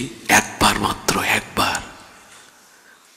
তাও চাওয়াটাকে প্রকাশ করেননি, অনেক দিন ধরে বুকে চেপে রেখেছেন, চাওয়াটা প্রকাশ করেননি। মহাপ্রভু হরিদাসের দিকে তাকিয়ে তার অন্তর, মা যেমন সন্তানের মুখ দেখে বুঝতে পারে তার কোথায় ব্যথা কোথায় ক্ষুধা, হরিদাসের দিকে তাকিয়ে বলছে, কিছু বলবে হরিদাস? বুঝতে পেরেছেন প্রভু মনের একটা সংবেদনশীলতা আছে। আপনি যদি মনে মনে কাউকে হিংসা করেন, ওটা তার মধ্যে চলে যায়, ওইখান থেকে আপনার প্রতি ওই ভাবটা তার চলে আসে। এটা মনোধর্ম। মহাপ্রভু বুঝতে পেরেছেন হরিদাসের হৃদয়, অনেক দিন ধরে চেপে চেপে চেপে ওর মধ্যে রেখে দিয়েছেন, ইচ্ছাটা বলেন না। মহাপ্রভু বললেন, কিছু বলবে? হরিদাস প্রভুর আজ্ঞা পেয়ে তখন বলেছিলেন, এক বাঞ্ছা হয় মোর বহুদিন হইতে। বহুদিন শব্দটা প্রয়োগ করেছেন, মানে অনেক দিন ধরে ইচ্ছাটা আছে কিন্তু বলেননি। এক বাঞ্ছা হয় মোর বহুদিন হইতে, বলেননি কেন? কোন মুখে চাইবো তোমার কাছে? চাওয়ারও তো একটা যোগ্যতা থাকে। সবার পিছনে হরিদাস লীলাচলে যেদিন গুন্ডিচা মার্জন করেছিলেন প্রভু, গুন্ডিচা মার্জন করে দেখছেন তখন বিকাল হয়ে গেছে, ভক্তরা, মহাপ্রভু নিজে মার্জন করেছেন। কাশী মিশ্রের আলয় থেকে, জগন্নাথের মন্দির থেকে প্রসাদ এসেছে, প্রসাদ সবাইকে যখন দিচ্ছেন তখন বলছে, আমার হরিদাস কোথায়? একজন বললে, প্রভু হরিদাস সবার পেছনে, ওই যে এরিয়ায় ভক্তরা আছে সবার পিছনে বাইরে দাঁড়িয়ে, এইখান থেকে প্রভু ডাকছে ব্যাকুল হয়ে, হরিদাস হরিদাস পেছনে কেন? আমার কাছে এসো, আমার কাছে এসো। হরিদাস আসতে চাইছে না। প্রভু যখন বারবার ডাকছে, অবনত মস্তকে প্রভুর পেছনে এসে দাঁড়িয়ে, হরিদাস সামনে এসো, তোমার সামনে যাওয়ার যোগ্যতা তোমার নাই প্রভু। হীন জাতিতে জন্ম মোর, নিন্দ কলেবর, আমি অধম পামর, তোমার সামনে দাঁড়াবার যোগ্যতা তোমার নাই। হরিদাস একথা বলো না, তুমি আজ আমার কাছে কিছু বর চাও। প্রভু চাইতে গেলেও তো একটা যোগ্যতা লাগে, তা তো আমার নাই, চাইতেও তো একটা যোগ্যতা লাগে। এগুলো আপনাদের মন দুর্বল করার কথা না, এই হলো ভক্তের চরিত্র।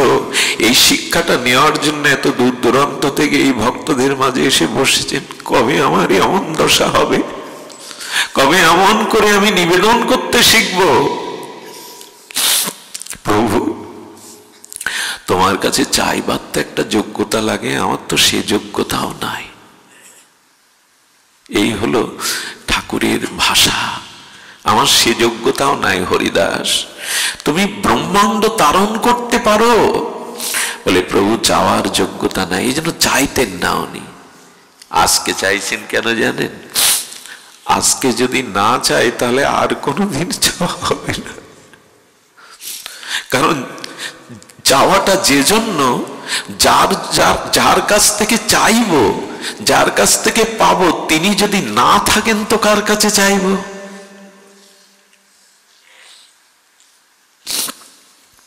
খুব মনে পড়ে, মাঝে মাঝে মনে হয়, আচ্ছা এই সুজন বিজন যদি এখানে না থাকে, আগামী বছর তো এমনি পরিবেশ পাবো না, অন্য কোথাও হয়তো হবে, এই পরিবেশ তো এইভাবে পাবো না। হরিদাস চাইলেন না, আজকে চাইছেন কেন? চাওয়ার যোগ্যতা নেই, তা আজকে চাইছো কেন? বলে চাইছে এই কারণে, চাওয়ার মানুষটা যদি আর না পায়, কার কাছে চাইব? এক বাঞ্ছা হয় মোর বহুদিন হইতে, লীলা সম্বরবে লয় মোর চিতে। মহাপ্রভুর বুক কেঁপে উঠেছে, মহাপ্রভুর বুকে তরঙ্গ তরঙ্গ হচ্ছে। আমি চলে যাব, আমি লীলা অপ্রকাট করবে, এটা তো কাউকে বলিনি। আমার মনের কথা হরিদাস জানলো কি করে? ভালোবাসা কাকে বলে জানেন? ভালোবাসা তাকেই বলে আপনার হৃদয়ের সব ভাবগুলি যখন অনুভব করতে পারি আমি। এই জন্য প্রেম জগতে, সেবা জগতে শব্দ নাই, ওইখানে শব্দ বেমানান। প্রেম বা অনুরাগের ওই রাজ্যে শব্দ নেই, ওখানে শব্দ দিয়ে কিছু হয় না, শব্দ পৌঁছাতে পারে না। অনুভূতি, ওইখানে হৃদয়ের অনুভূতি। হরিদাসের হৃদয় কতটা প্রাণ, তাকে সমর্পণ করলে তার হৃদয়ের ভাবনাটা আমার হৃদয়ে আসে।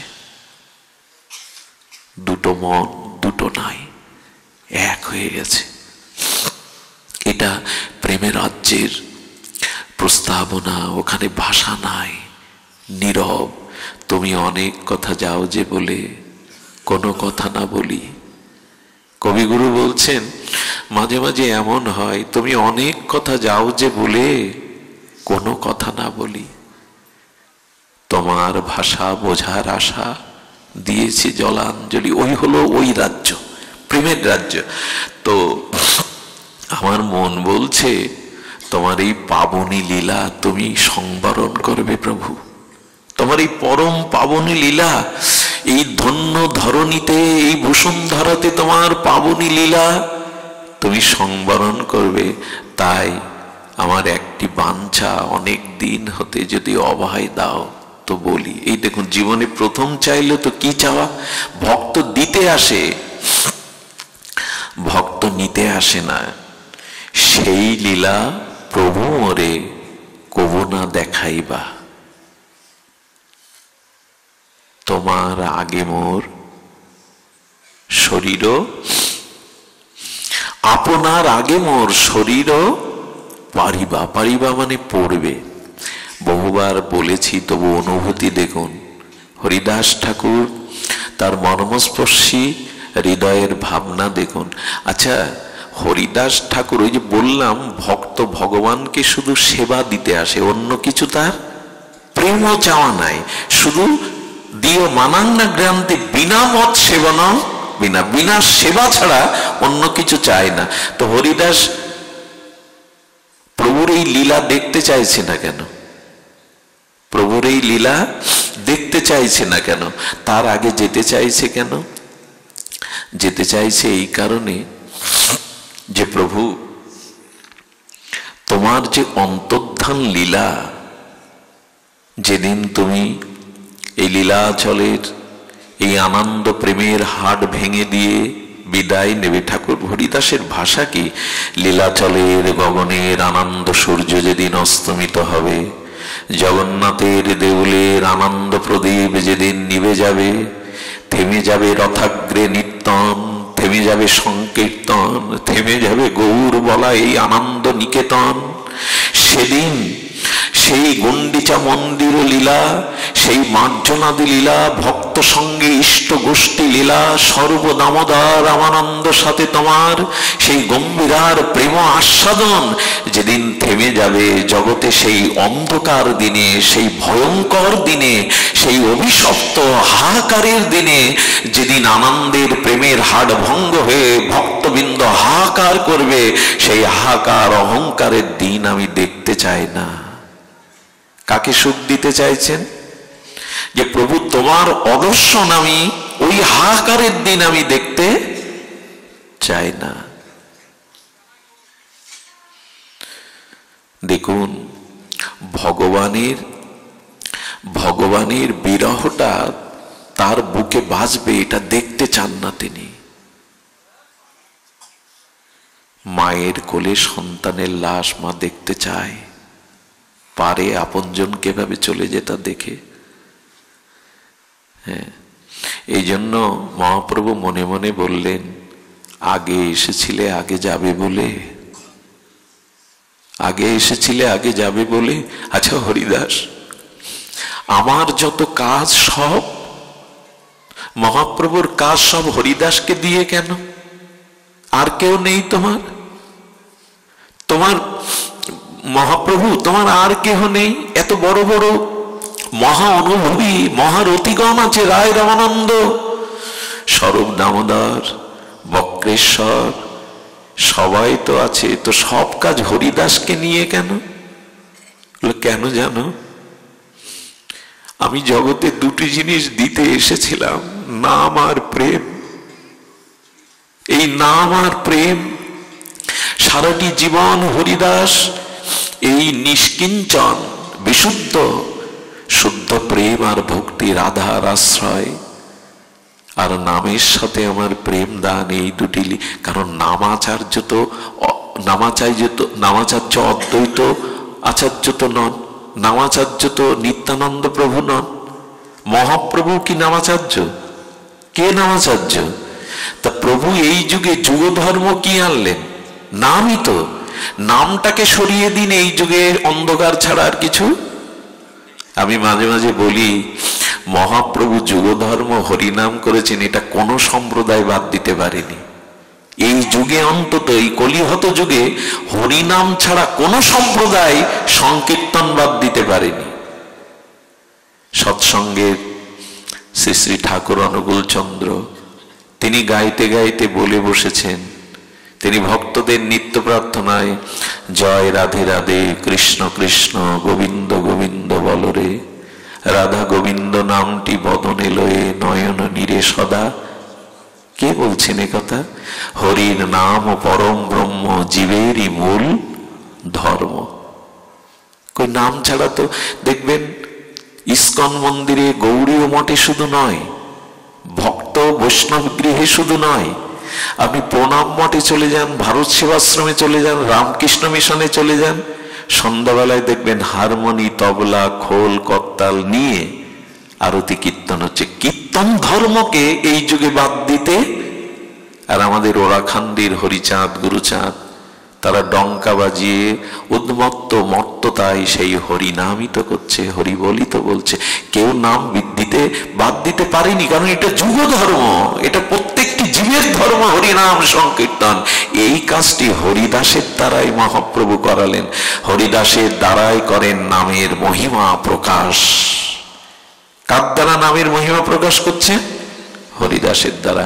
নাম ভিন্ন, এই যুগে অন্য গতি নাই, তো বলা আছে নাস্তিব্য নাস্তিব্য নাস্তিব্য গতি অন্যথা বলেছেন। তো সেই নাম কে দিল জগতে? নামাচার্য রূপে নাম দেওয়ার অধিকারী কে? ঠাকুর হরিদাসের মতো বিরক্তি প্রধান, বৈরাগ্য প্রধান, দন্য প্রধান, তারই আমরা এত নাম 24 প্রহার 16 প্রহার করছি বটে, কিন্তু আমাদের নাম ক্রিয়াশীল হতে বিলম্ব হচ্ছে কেন? কারণ যে রূপে লইলে নাম প্রেম হয়, সেই রূপে আমরা নাম নিচ্ছি না। যে রূপে লইলে নাম প্রেমের উপচায়, তার স্বরূপ লক্ষণ শুনো স্বরূপ রাম রায়। মহাপ্রভু শ্রীমুখেই বলছেন, যেভাবে নাম নিলে প্রেম হবে সেইভাবে নাম নাও। আর এই তৃণাদবি শ্লোকের মূর্তি হলেন হরিদাস। দন্যে দয়া অন্যে মান প্রতিষ্ঠা বর্জন, চারিগুণ গুণী হইয়া করহ কীর্তন। প্রতিষ্ঠা বর্জন করে কীর্তন করতে বলেছেন। এটা কে করেছে? ঠাকুর হরিদাস। নিজে কখনো কোনো সম্মান বা প্রতিষ্ঠা চাননি। এইভাবে কীর্তন করি তো আমরা, কিছু মনে করবেন না। অষ্টপ্রহার, 56 প্রহার, 24 প্রহরে দল আনা হয়, তার মধ্যে সব থেকে নামি দল তাকে নামানো হয় কখন? কখন নামানো হয়? যখন আসরে শ্রোতা ভরা থাকে, হয়তো 8টা 10টা। কেন তাদের ওই সিলেক্টেড করে ওইখানে নামানো হয় কেন? 70,000 টাকা দিয়ে দল এনেছি, এদের নাম শুনলে কমিটির বাহবা করতে যাবে, কত দামি দল এনেছে। রাত 2টোই যারা নাম করতে উঠলো, তারা বুঝি নাম করলো না? প্রতিষ্ঠা চায়, আমাকে এই সময়টা দিতে হবে। আমি তো যেন তেন শিল্পী নই, আমি বাংলা বিখ্যাত, ভারত বিখ্যাত শিল্পী, আমাকে এই সময় দিতে হবে। দর্শক যেখানে বেশি, নাম কি তুমি শ্রোতাদের শোনাতে এসছো, না যার নাম তাকে শোনাতে এসছো? বলছেন প্রতিষ্ঠা বর্জন। প্রতিষ্ঠার লোভে যদি নাম সংকীর্তন করতে বসে, বললেন সেভাবে নাম নিলে প্রেম হবে না। আমরা প্রতিষ্ঠা ছাড়ি, আমাকে গাইতে দিল না, আমি বসে আছি এই তল্লাটে, আমার মতো কীর্তন আমাকে গাইতে দিল না। প্রতিষ্ঠা না ছাড়লে দন্য দয়া অন্যে মান প্রতিষ্ঠা বর্জন, চারিগুণ গুণী হইয়া করহ কীর্তন। এ বাণী আমরা স্মরণ করি তো। আমাকে সম্মান দেয় হয় না, আমাকে মালা দেয় না, আমি আর হরিবাসরে যাব না। প্রতিষ্ঠা চাই। হরিদাস ঠাকুরের জীবনে এই প্রতিষ্ঠা ছিল না। এই জন্য তিনি সারাটি জীবন এই দন্য দয়া অন্যকে মান দিয়েছেন। অন্যের মানের কথা কি বলবো? হরিদাস ঠাকুর জগতে অমানিত মানদ হয়ে সকলকেই মান দিয়েছেন। আর মান দেওয়ার জন্য তার দন্য দেখুন। দন্যে বলতে গিয়ে তিনি বারবার বলেছেন, আমি পিপীলিকা। আচ্ছা, পৃথিবীতে পিপীলিকার সংখ্যা কত বলতে পারবো? জীববিজ্ঞানীরা বলতে পারবে গুণে? বলছে তার মধ্যে একটা পিপীলিকা মরলে প্রভু পিপীলিকা জাতির কি ক্ষতি হয়? আমার মতো একটা পিপীলিকা যদি চলে যায় তাতে কি ক্ষতি হবে তোমার? কোনো ক্ষতি হবে না। দেখুন, এই জায়গায় আসতে হবে আমাদের, তবেই এই কীর্তন মহাপ্রভু শুনবে, নিতাই চাঁদ শ্রবণ করবে। হ্যাঁ, হেলায় অবহেলায় নাম করলে একটা ক্রিয়া হবে, কোনো না কোনো জন্মে নাম ব্যক্ত হবে না, কিন্তু প্রেম পেতে গেলে কিন্তু এইগুলি, যেটা ঠাকুরের মধ্যেই আমরা প্রকাশিত দেখেছি, যে তিনি এই দন্য দয়া অন্য মানকে বর্জন করে, প্রতিষ্ঠা বর্জন করে এই নাম জীবনে কখনো কোনো প্রতিষ্ঠাই চাননি। আর গৌড়ীয় বৈষ্ণবের এটাই হলো আমাদের আচার্যদের অভিমত। মান চেয়েও না, প্রতিষ্ঠা চেয়েও না সুধীজন। এই জন্য ঠাকুরের মহাপ্রভুর অভীষ্ট পূরণ ঠাকুর হরিদাস কেন করতে এসেছেন?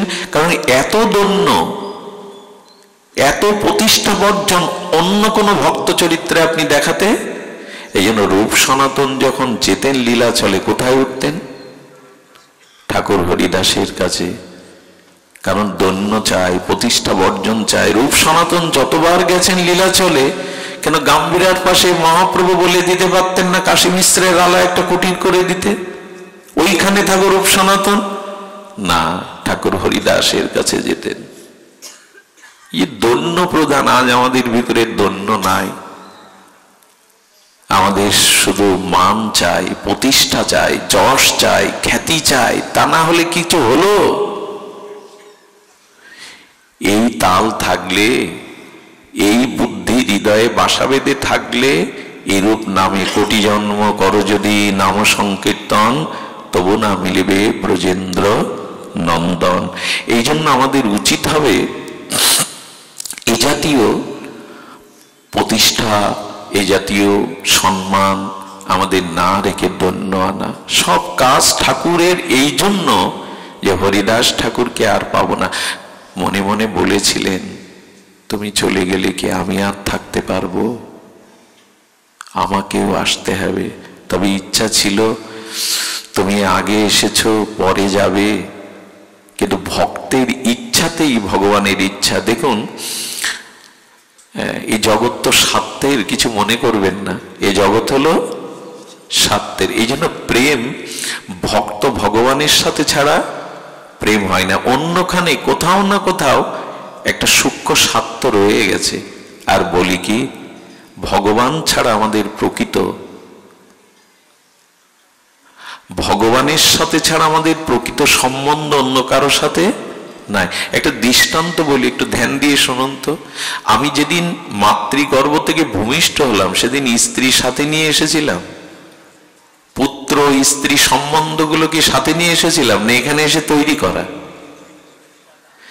পিতামাতার সম্বন্ধটাও আগে ছিল না, আসার পরে তবে কতজনকেই বাবা, দাদুকেও বাবা বলেছি, দাদু হেসে বলেছে আমি তোর বাবার বাবা, তোর বাবা না। তার মানে ওইগুলো সাথে নিয়ে আসিনি, এখানে এসে তৈরি করেছি। আচ্ছা, মৃত্যুর পরে স্ত্রীর সম্বন্ধ থাকবে, পিতামাতার সম্বন্ধ থাকবে? থাকে কি? কিন্তু ভগবানের সাথে তো পাতানো সম্বন্ধ নয়, এটা এই জন্মের নয়। শ্রী গুরুদেবের সাথে সম্বন্ধ তোমার এক জন্মের নয়। এ কথা কি মনে রেখেছি যে এরা যারা এই সম্বন্ধগুলো আমাদের তৈরি করা? আরো একটু কথা শুনুন। আমাদের যাজ্ঞবল্ক্য, মহর্ষি যাজ্ঞবল্ক্য তার সহধর্মিণী মৈত্রী দেবীকে বলেছিলেন, মৈত্রী, পিতা পুত্রকে ভালোবাসে পুত্রের সুখের জন্য না পিতার সুখের জন্য। খুব ধ্যান দিন কথাটি। পিতা পুত্রকে ভালোবাসে পুত্রের সুখের জন্য না পিতার সুখের জন্য? সন্তান মাকে ভালোবাসে মায়ের সুখের জন্য না নিজের সুখের জন্য? স্ত্রী স্বামীকে ভালোবাসে স্বামীর ভালোবাসার জন্য না নিজের সুখের জন্য। আবার স্বামী স্ত্রীকে ভালোবাসে স্ত্রীর সুখের জন্য না স্বামীর সুখের জন্য। আমাদের বেনাপোল পাটবাড়ির ঠাকুর হরিদাসের চরণাশ্রিত পরিষদ বৃন্দ, সেবক বৃন্দ, কমিটি বৃন্দ এসছেন। আমরা একটু ঠাকুর হরিদাসের ধামের মানুষদের একটু জয়ধ্বনি দিয়ে বরণ করি। জয় শ্রী গুরু প্রেমানন্দে গৌর হরি বল। জয় শ্রী। ওনাদের বারবার আসন দিন।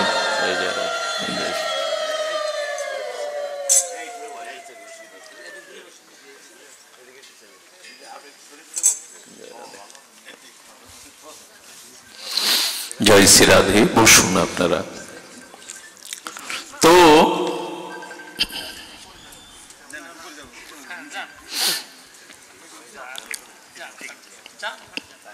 জয় শ্রী রাধে, জয় শ্রী। বসুন। আমরা বলছিলাম জগৎ যাজ্ঞবল্ক্য, মহর্ষি যাজ্ঞবল্ক্য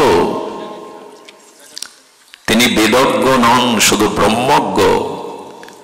তিনি বলছেন জগতের ভালোবাসাটা কোথাও না কোথাও সূক্ষ্ম স্বার্থ মেশানো। একমাত্র ভগবানের সাথেই সম্বন্ধটা চিরন্তন এবং ভগবানের সাথেই কেবল প্রেম হতে পারে, অন্য বস্তুর সাথে না। এখানে নিজ সুখের কমতি হলে, নিজ সুখের যদি অপ্রাপ্তি হয়, তাহলে সে বস্তুর প্রতি আর ভালোবাসা থাকবে না। খুব ধ্যান দিয়ে শোনো, দাদাদের একটু বসতে দিন। তো ভালোবাসা থাকবে না। আমরা একটু দূরে সরিয়ে আসি, ঠাকুর হরিদাসের চরিত্রাবলী থেকে একটু সরে এসে বলি কেন সম্বন্ধটা ভগবানের সাথে করতে হবে। আমাদের নিতাই দাস, দাসানুদাস তাদের অনুভূতিতে বলেছেন, কষ্ট পাবেন না কথাটা শুনে, সে সম্বন্ধ নাহি যার বৃথা জন্ম গেল তার। শুধু জন্ম বৃথা গেল না, একটু কঠোর শব্দ প্রয়োগ করেছেন, সে পশু বড়ই।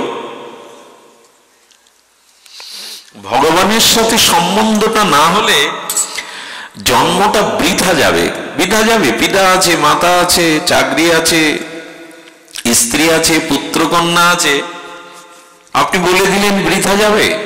সামনে আসুন। বৃথা যাবে বলে হ্যাঁ,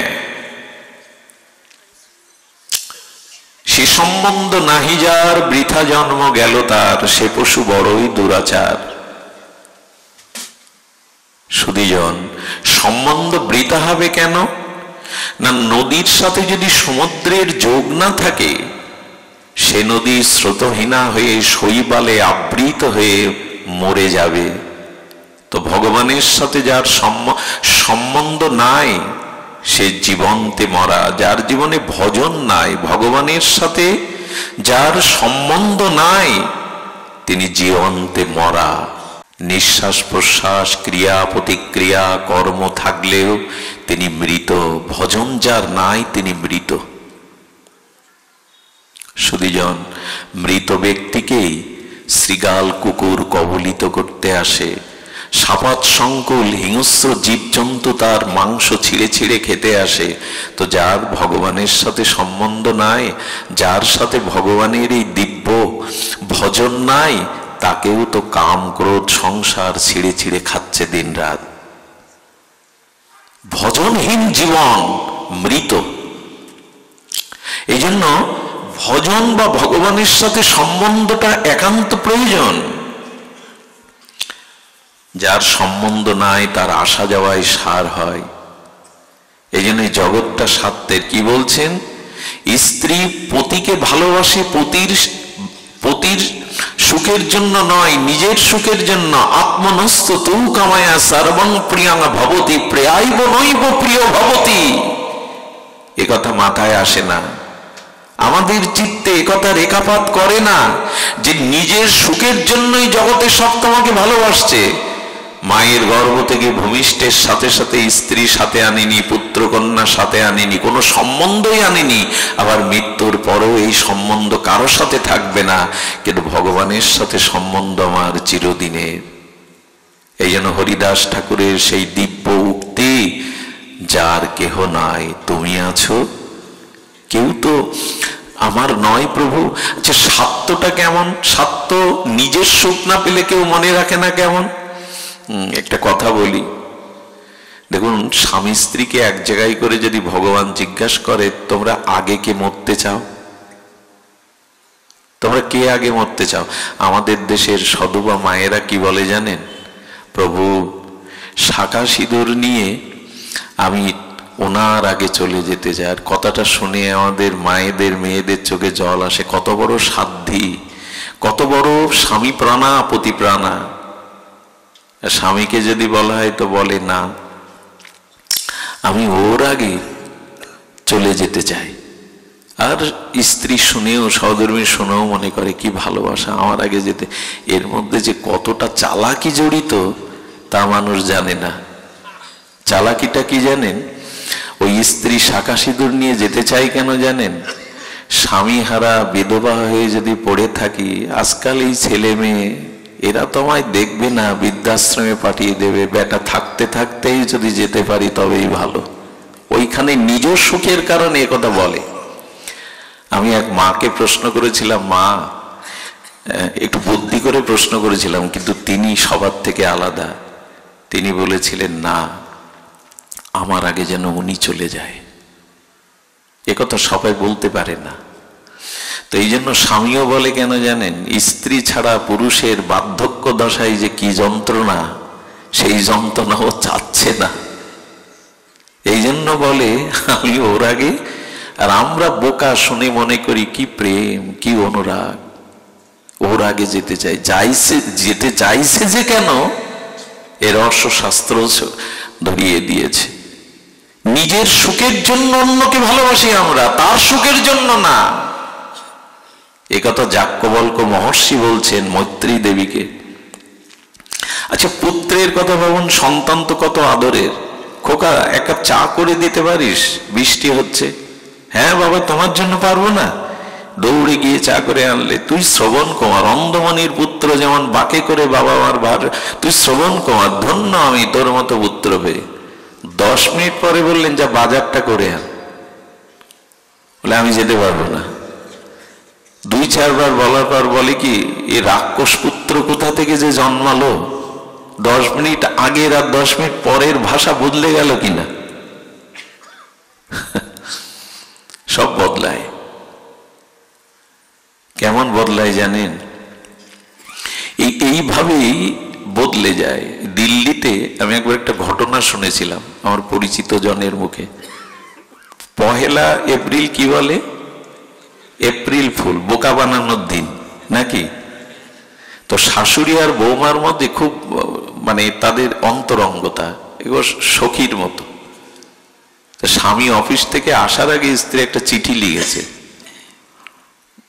অন্য পুরুষের নাম লিখেছেন, ওগো প্রিয়তম, আমি তোমারই, এইখানে আটকে পড়ে আছি, কিছুদিনের মধ্যেই আমি সব বাঁধন ভেঙে তোমার হব। এই চিঠি বালিশের তলা একটু বের করে রেখে দিয়েছে, সামান্য অংশ। স্ত্রী এই স্বামী অফিস থেকে এসেই ওই চিঠি, চা এনেছে মিষ্টি করে, বেরিয়ে যাও, তোমার মুখ আমি দেখতে চাই। আমার ডাউট ছিল আগে থেকে, আসলে তোমার চরিত্র ভালো না। কি অভিশাপ আমার মাথার উপরে! এই চিৎকার করে যখন ভাঙাচুরো শুরু করেছে, মা এসে বলছে, খোকা এত রাখছিস কেন অফিস থেকে? আগেই আমি জানতাম মা, কাকে এনেছো আমার জীবনে, এই সর্বনাশীকে। এই দেখো চিঠি। মা খিলখিল করে হাসছে, বৌমার কাঁধে হাত দিয়ে দুজন হাসছে। হ্যাঁ মা, তোমরা হাসছো? বলে আজকে এপ্রিল ফুল। আমি বৌমাকে বলেছেন একটু লিখে দাও তো মা, এসে কি ব্যবহার করে। তাই তো মা, আমি ভেবেছিলাম ও তো এমন হতে পারে না, এ তো হওয়া ঠিক নয়, আমি তো জানি সে এমন নয়। বদলে গেল।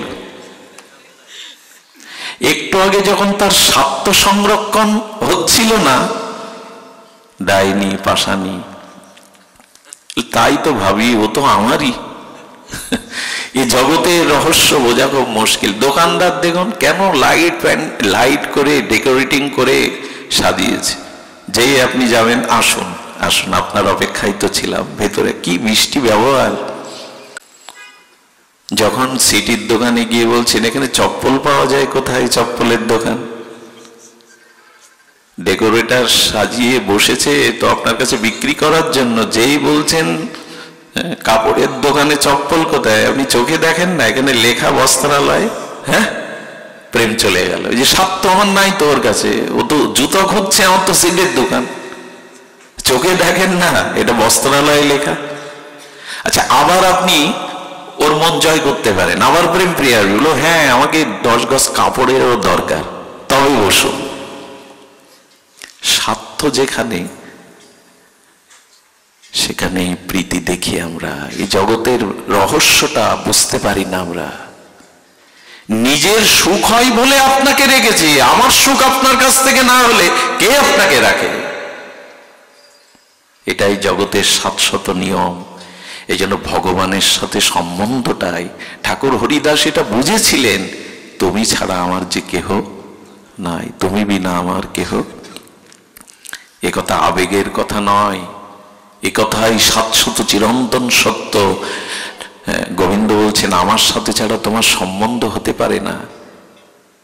কুরুক্ষেত্রে রণাঙ্গনে অভিমন্যু মারা গেল, আরে পুত্র, অভিমন্যুর মতো পুত্র হারিয়ে অর্জুন বিলাপ বকছে, জনার্দন তুমি তার মামা, আমি অর্জুন বিশ্বজয়ী, আমার পুত্রকে ফিরিয়ে দাও, প্রলাপ বকছে।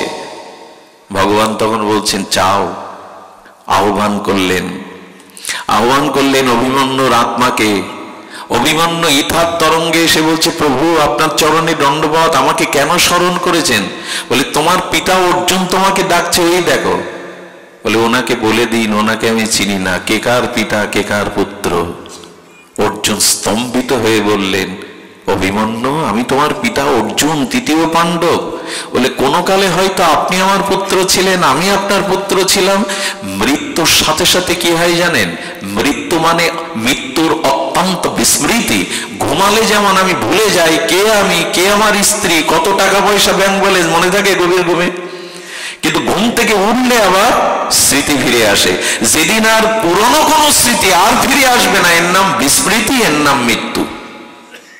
এখনই যদি কেউ, আমি মারা যাই, আমার মা যদি 5 মিনিট পরে ভগবান আমাকে মার কাছে এনে দেন, আমি মাকে চিনতে পারবো না। মৃত্যুর অত্যন্ত বিস্মৃতি, সব ভুলে যায়। মৃত্যুর যন্ত্রণাটা এত কঠোর হয় যে ওই সময় স্মৃতিশক্তি আর কিছু পেছনের মনে থাকে না। বলেন ওনাকে বলে দিন আমি ওনার কেহ না, এক ভগবান ছাড়া আমার কেহ নেই। অভিমন্যু বলছেন আমি পরমানন্দ তার চরণে আছি। অর্জুন তখনই ভগবানের অভিপ্রায় বুঝলো, সত্যিই তো কেউ কারো নয়। আমরা কবে বুঝবো? এটা ঠাকুর হরিদাস বুঝতে পেরেছিলেন। না ঘর, না সজ্জন, না বিলাস, না পোশাক, না কোনো বন্ধু সজ্জন, একমাত্র হরিনামকে আর শ্রী গৌরকে তিনি জীবনের সার করেছিলেন। এই জন্য এই জগৎটা মায়া দ্বারা রঙিন করে দিয়েছে। বুঝতে পারছি না কে আমার। এ জগৎ ভয়াবহ রূপ নিয়েছে। বিদেশ থেকে তার ছোট্ট 2 বছরের ছেলের জন্য টাকা পাঠায়, তার সুন্দরী স্ত্রীকে, ছেলেটাকে দুধ কিনে দিও, মানুষ করো। আর এদিকে কি করে জানেন? এদিকে একটু সম্বন্ধ নূতন করে এই ছেলেটাকে বস্তায় পুড়ে কেটে নদীতে দিয়ে আরেকজনের হাত ধরে চলে যায়। এটা পুরুষও যায়। কত ডাস্টবিনে, কত অনাথ আশ্রমে পালন হচ্ছে, তারা অনাথ না, তাদের পরিচয় দেবে না বলে জন্মের পরে অনাথ আশ্রমে রেখে আসে। এই জগতের ভয়াবহতা আমি 2001 সালে একটা পাঠে বলেছিলাম। এই কেশবপুরেই একটা আখ খেতে এক নবজাতক শিশুকে তার মা পরিচয় দেবে না বলে ফেলে দিয়েছিল। 2টো কুকুর সারা রাত আখ খেতে ওই বাচ্চাটাকে পাহারা দেয়, পেপারে পড়ানো। কুকুর 2টো বুঝেছিলে নবজাতক শিশু অন্য প্রাণীর হাত থেকে সারা রাত জেগে রক্ষা করে ভোরের আলো ফোটার সাথে সাথে লোকালয়ে একজনের কাপড় টেনে একটা কুকুর এনে ওই বাচ্চাটাকে তার হাতে দিয়ে মাথা নত করে চলে গিয়েছিল। মানুষ এদিন লজ্জা পায়নি। এই জগৎ যে কত ভয়াবহ! সম্পত্তির জন্য পিতামাতাকেও মানুষ হত্যা করে। আশ্রমের গুরুদেবের পদের লোভে গুরুদেবকে মিথ্যা বদনাম দিয়ে তাড়িয়ে দিয়ে পদ দখল করে। এই জগতে যেখানে নিজের সত্য নাই সেখানে প্রিয়তা থাকতে পারে না। এই জন্য এই জগতের রহস্য ভেবে ঠাকুর হরিদাস বুঝিয়েছিল, হে গৌর তুমি ছাড়া যে আমার কেহ নাই। সে সম্বন্ধ নাহি যার, বৃথা জন্ম। সম্বন্ধটা হৃদয়ের, বুঝতে পারে। লোচন দাস ঠাকুরের কথা মনে আছে? এই লোচন দাস ঠাকুর মহাপ্রভুকে চিঠি লিখেছে, প্রভু বাসর রাতে যেতে যেতে, যেদিন মহাপ্রভুর বিষ্ণুপ্রিয়ার সাথে বাসর রাত্রি, সেদিন যেতে যেতে প্রিয়াজি চৌকাটে আঘাত লেগে প্রিয়াজির একটু আঙুল কেটে গিয়েছিল। মহাপ্রভু বুঝতে পেরে পায়ের একটা আঙুল দিয়ে ওটা চেপে ধরেছিল। এটা লোচন দাসকে এটা দেখার কথা বাসরের। পরে চিঠি লিখেছে, বধূ মায়ের চরণে এইভাবে ব্যথা লেগেছিল। মহাপ্রভু অবাক হয়ে গেল, ও তো এখানে ছিল না, এটা লিখলো কি করে? আসলে গৌরকে এমন প্রাণ মন দিয়েছে, ওখানে যা ঘটে এখানে তা আসে। এই ভালোবাসাই চিরন্তন। ওই হৃদয়ের বার্তা এই হৃদয়ে ফুটে ওঠে। তা না হলে হরিদাসের বেত্রাঘাত মহাপ্রভুর গায়ে ফুটে ওঠে। আপনাকে আমি মানলে আমার গায়ে উঠবে তো? এই জন্য একটা অনুরোধ করি, এই যে জ্ঞান, এই যে ভাগবত প্রজ্ঞা, এই জ্ঞান, এই চেতনা, এই প্রজ্ঞা, এটা অন্যের কাছ থেকে নিলে আপনার কোনোদিন ক্রিয়া করবে না, আপনার ভেতরে জাগাতে হবে অনুভূতিটা। তার মানে খাদ্য গোডাউনে আছে না, সরকারের গোডাউনে চাল গম দোকানে আছে না, আপনার বাড়িতেও কিঞ্চিত থাকলেও আছে, কিন্তু ওতে ক্ষুধা যাবে যতক্ষণ ওটা রুটি সবজি তৈরি না করে উদরে না দেবেন। তো কথা বলুন, ক্ষুধা যাবে? আছে তো ঘরে। তেমনি জ্ঞান ভাগবতে আছে, গ্রন্থে আছে, অনুষ্ঠানে আছে, নিজের মধ্যে যদি না জাগে আদার ঘটবে না। আচ্ছা, পৃথিবীর সবখানে রাত্রে এখন লাইট আছে, ল্যাম্পপোস্টে আছে, লোকের বাড়িতে আছে, শপিং মলে আছে, কিন্তু আপনার প্রাইভেট কারে লাইট নেই। চলতে পারবেন? আরে পথ চলতে গেলে আপনার গাড়িতেই বাতাস কোথায় নেই? বাতাস সবখানে আছে, আপনার টায়ারে নেই, চলবে তো? জ্ঞানটা, চেতনাটা নিজের ভিতরে। ও লোক বলে কয়ে অনুষ্ঠানে এসে যদি পাঠ করেও যদি নিজের ভিতরে চেতনা না জাগাতে পারেন, ওই জ্ঞান কাজে লাগবে না। ও ঘরে চাল ডাল থাকলে কি হবে? তৈরি করে সবজি করে পেটে দিতে হবে। পরোক্ষ জ্ঞানের দ্বারা কিছু হবে না, অপরোক্ষ জ্ঞান চাই। আর এই অপরোক্ষ জ্ঞানের মূর্তি হলেন হরিদাস। আপনি আচরণ করে ব্রহ্মা এবং ভক্তশ্রেষ্ঠ প্রহ্লাদের নিষ্ঠা নিয়ে এসে আচরণ করে দেখিয়ে গেলেন। এই আচরণ নিজের মধ্যে না আসলে অনুভূতি কখনো জাগবে না। সুধীবৃন্দ, এই জন্য ঠাকুরের এই ইতিগাথা বলতে বলতে, শ্রদ্ধা ভক্তির দুয়ারে বলতে বলতে আমরা প্রায় বিশ্রাম দিবসে চলে এসেছি। ছাড়তে মন চায় না। আপনাদের মতো স্নিগ্ধ নির্মল চিত্ত ভজনানন্দী ভক্তের সান্নিধ্য পাওয়াটা বড় দুর্লভ। এই জগতে অনেক কিছু সুলভ, এখন অনেক কিছুই ক্ষমতা থাকলে অর্থ থাকলে পাওয়া যায়, কিন্তু মহাপ্রভু বললেন দুর্লভতা হে ভাগবত লোকে, শুদ্ধ ভক্তকে পাওয়াই জগতে দুর্লভ। ভগবান পাওয়াও দুর্লভ না, বিশুদ্ধ ভক্ত পাওয়াই দুর্লভ। দুর্লভতা হি ভাগবত লোকে, এই লোকে একমাত্র বিশুদ্ধ ভাগবত পাওয়াই হলো দুর্লভ, আর কিছু দুর্লভ নয়। সেই দুর্লভ সঙ্গ যখনই পাওয়া হয়, একটা কথা বলি, যদি কখনো আপনারা পুণ্য কর্মের দ্বারা স্বর্গে যান, আমি লিখে দিতে পারি, খুব নিশ্চিতভাবে লিখে দিতে পারি, স্বর্গে এই শান্তিটা নাই, হরিকথা স্বর্গে নাই, সাধুসঙ্গ স্বর্গে নাই। ওখানে নাচ গান, অমৃত সুখ, মন্দাকিনীর ধারা, পারিজাত পুষ্পের গন্ধ, আমোদিত এ ভোগ আছে, সাধুসঙ্গে হরিকথা। এমনকি অবাক হতে হয়, বৈকুণ্ঠেও হরিকথা নাই। বৈকুণ্ঠে ভগবান আছেন, তার চরণ আছে, কিন্তু সাধু সঙ্গে হরিকথা। এই জন্য ভাগবত শাস্ত্র বলে দিয়েছেন, প্রভু যেখানে তোমার ভক্তি প্রবাহিনী নাম রূপ লীলা কথা ভক্ত সঙ্গে নাই, সেটি স্বর্গ হলেও বৈকুণ্ঠ হলেও আমার কাম্য নয়। যেখানে তোমার ভক্তগণ মিলিত হয়ে তোমার গুণগাথা চন করছেন, সেটাই আমার একমাত্র আশ্রয় হোক। এই জন্য সকালে প্রভাতে উঠে শুদ্ধ ভক্তেরা এই প্রার্থনা করে, প্রভু দিনান্তে একটু সাধু সঙ্গ দিও, দিনান্তে একটু সাধু সঙ্গ দিও। গতকালে আমি বলছিলাম, বহু জন্মের স্বীকৃতি অর্জন হলেই কেবল শুদ্ধ ভক্ত সঙ্গে এই হরি কথা পাওয়া যায়। এটি বৈকুণ্ঠেও নাই, এটি স্বর্গে তো নাই। আর এই হরিকথার অমৃত পানের জন্য নিগম কল্পতরুর গলিতং ফলং সুখ মুখদাং দ্রব্যমৃত সংযুতম পিবত ভাগবত রসমলয়ম মোহরসিক ভাব ভাবুকা। এই যে হরিকথা, এই যে অমৃত রস, এটি অন্য কোথাও নাই। এই জন্য ভক্ত চাতক অপেক্ষা করে থাকে কোথায় ঠাকুরের কথা। হরি কথা মানে কিন্তু শুধু ভগবানের কথা নয়, ভক্ত কথাই হলো একটা জিনিস বলি, ভক্ত হরিদাসের চরিত্র এত নির্মল লাগে কেন, এত এত চিত্তে ভক্তির ভাব অনুভূতি জাগায় কেন জানেন? ভগবানের চরিত্রটা হলো খাদ্য, আর ভক্ত চরিত্র হলো ক্ষুধা। কোনটা দরকার বেশি, কোনটা দরকার? খাদ্য সামনে আছে, ক্ষুধা কি হবে তা? এই জন্য ভগবানের চরিত্র কথা হলো কি? খাদ্য, আর ভক্ত চরিত্র ক্ষুধা। ভক্ত চরিত্র জানলে ভগবত ভজনের ক্ষুধা কোনো কালে জাগবে না। হরিদাসের চরিত্র না জানলে খাদ্য তো আছে, ভগবান আছে, শাস্ত্র আছে, ক্ষুধা জাগাবে কে? ভক্ত চরিত্রই ক্ষুধা জাগাবে। এই জন্য ঠাকুর এসেছিলেন আমাদের এই মাটিতে, তাকে যথাযথ সম্মান আমরা দিতে পারিনি।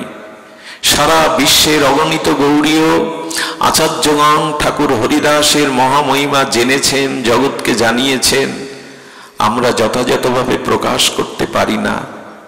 তিনি এসেছিলেন আমাদেরই মতো আপামর সকলকেই এই গৌর প্রেম এবং নামে সিক্ত করতে।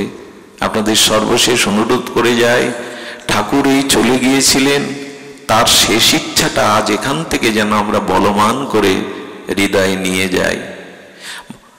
আমাদের ঠাকুর হরিদাসের, নামাচার্য হরিদাসের এই নামনিষ্ঠ দণ্ডনিষ্ঠ অবতারের শেষ বাঞ্ছাটা যেন আজ অন্তিম বিশ্রাম কথাতে আমরা নিয়ে যেতে পারি।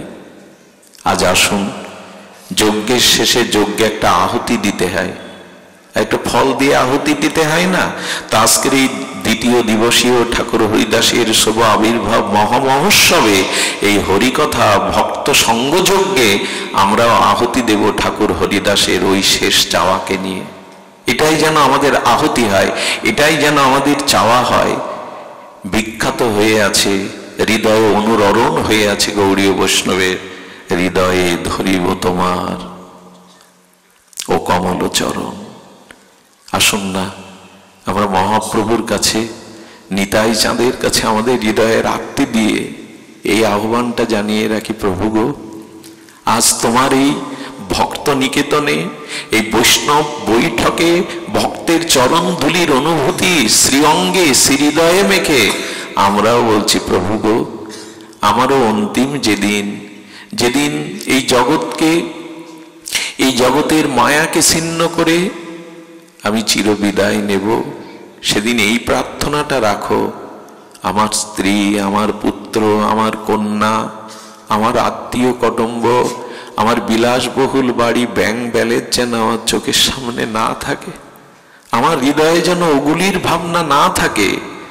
হরিদাস ঠাকুরের এই প্রার্থনা প্রত্যেকটি প্রগতিশীল ভজনশীল ভক্তিপথের যাত্রীকে এটাই চাইতে হবে, হৃদয়ে ধরিব তোমার ও কমল চরণ। প্রভু, শেষের দিনে, সেই বিদায়ের দিনে, সেই অন্তিম দিনে আমার হৃদয়ে তোমার কমল চরণ দুখানা যেন আমি ধরতে পারি।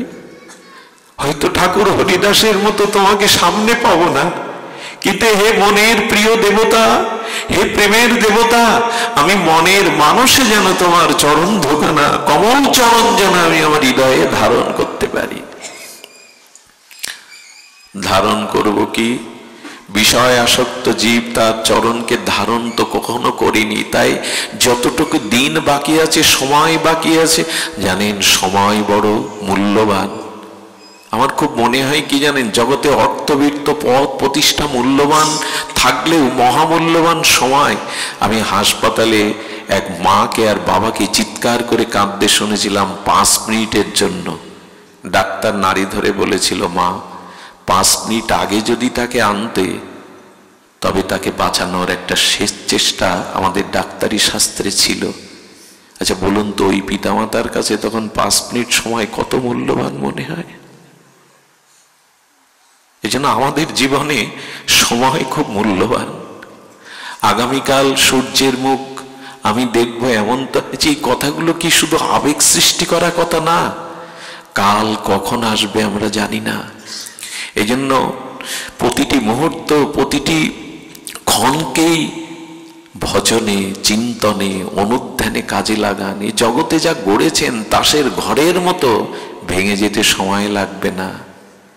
রাজা মহারাজাদেরও আজকে রামচন্দ্র খানের জমিদারির সেই রাজপ্রাসাদ তো নেই বেনাপোলে, আছে কি? সাতক্ষীরার জমিদার বাবুদের জমিদার প্রাসাদগুলো আছে মাথা উঁচু করে, কই নাই তো। যেটা থাকবে হৃদয়ে সেই প্রেম। তাই ভগবানের কাছে ঠাকুর হরিদাসের এই প্রার্থনাটাই আজকে আমরা পুষ্পাঞ্জলি, ভাষণাঞ্জলির মাধ্যমে এই যজ্ঞের পূর্ণ আহুতি দেব, হৃদয়ে ধরিব তোমার ও কমল চরণ। আর একটা কথা প্রভু, যদি ওই সময় চরণ মনে না আসে, তোমার নাম মনে না আসে, তুমি পারবে না কৃপা করে স্মরণ করিয়ে দিতে? তুমি এসে স্মরণ করিয়ে দিও, তুমি মনে করিয়ে দিও, আমি তোমার। নয়নে হেরিব তোমার ও চন্দ্রবদন। প্রভু চোখ দিয়েছিলে তো ভক্তকে দেখতে, ভগবানকে দেখতে। সারা জীবন বিষয় আশায় স্ত্রী পুত্রকে দেখেছি, তোমাকে নয়ন মিলিত অনুরাগ দৃষ্টিতে দেখিনি। তাই নিবেদন, হৃদয়ে যদি তোমার চরণ থাকে, তবে নয়ন চাইবে তোমার সেই কমল বদন দর্শন করতে। আমাকে ভুলে যেতে দিও না, আমাকে ভুলে যেতে দেও না।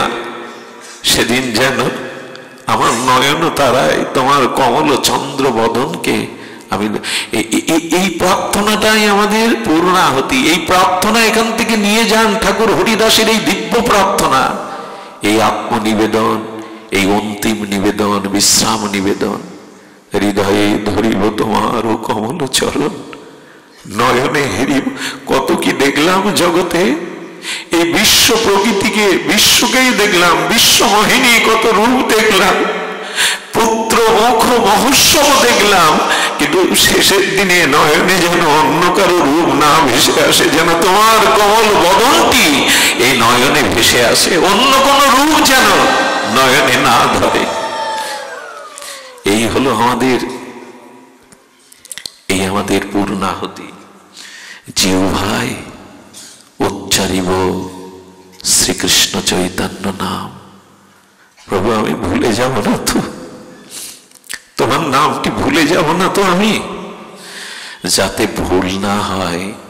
অনেকেই প্রশ্ন করেন, বাবা অনেক ভক্ত মৃত্যুর সময় স্মৃতিশক্তি লোপ পায়, উন্মাদ হয়ে যায়, তাহলে সারা জীবন যে তোমার নাম নিল, তোমার গুণকীর্তন করলো, শেষের দিনে তো তাদের স্মৃতিশক্তি নাই।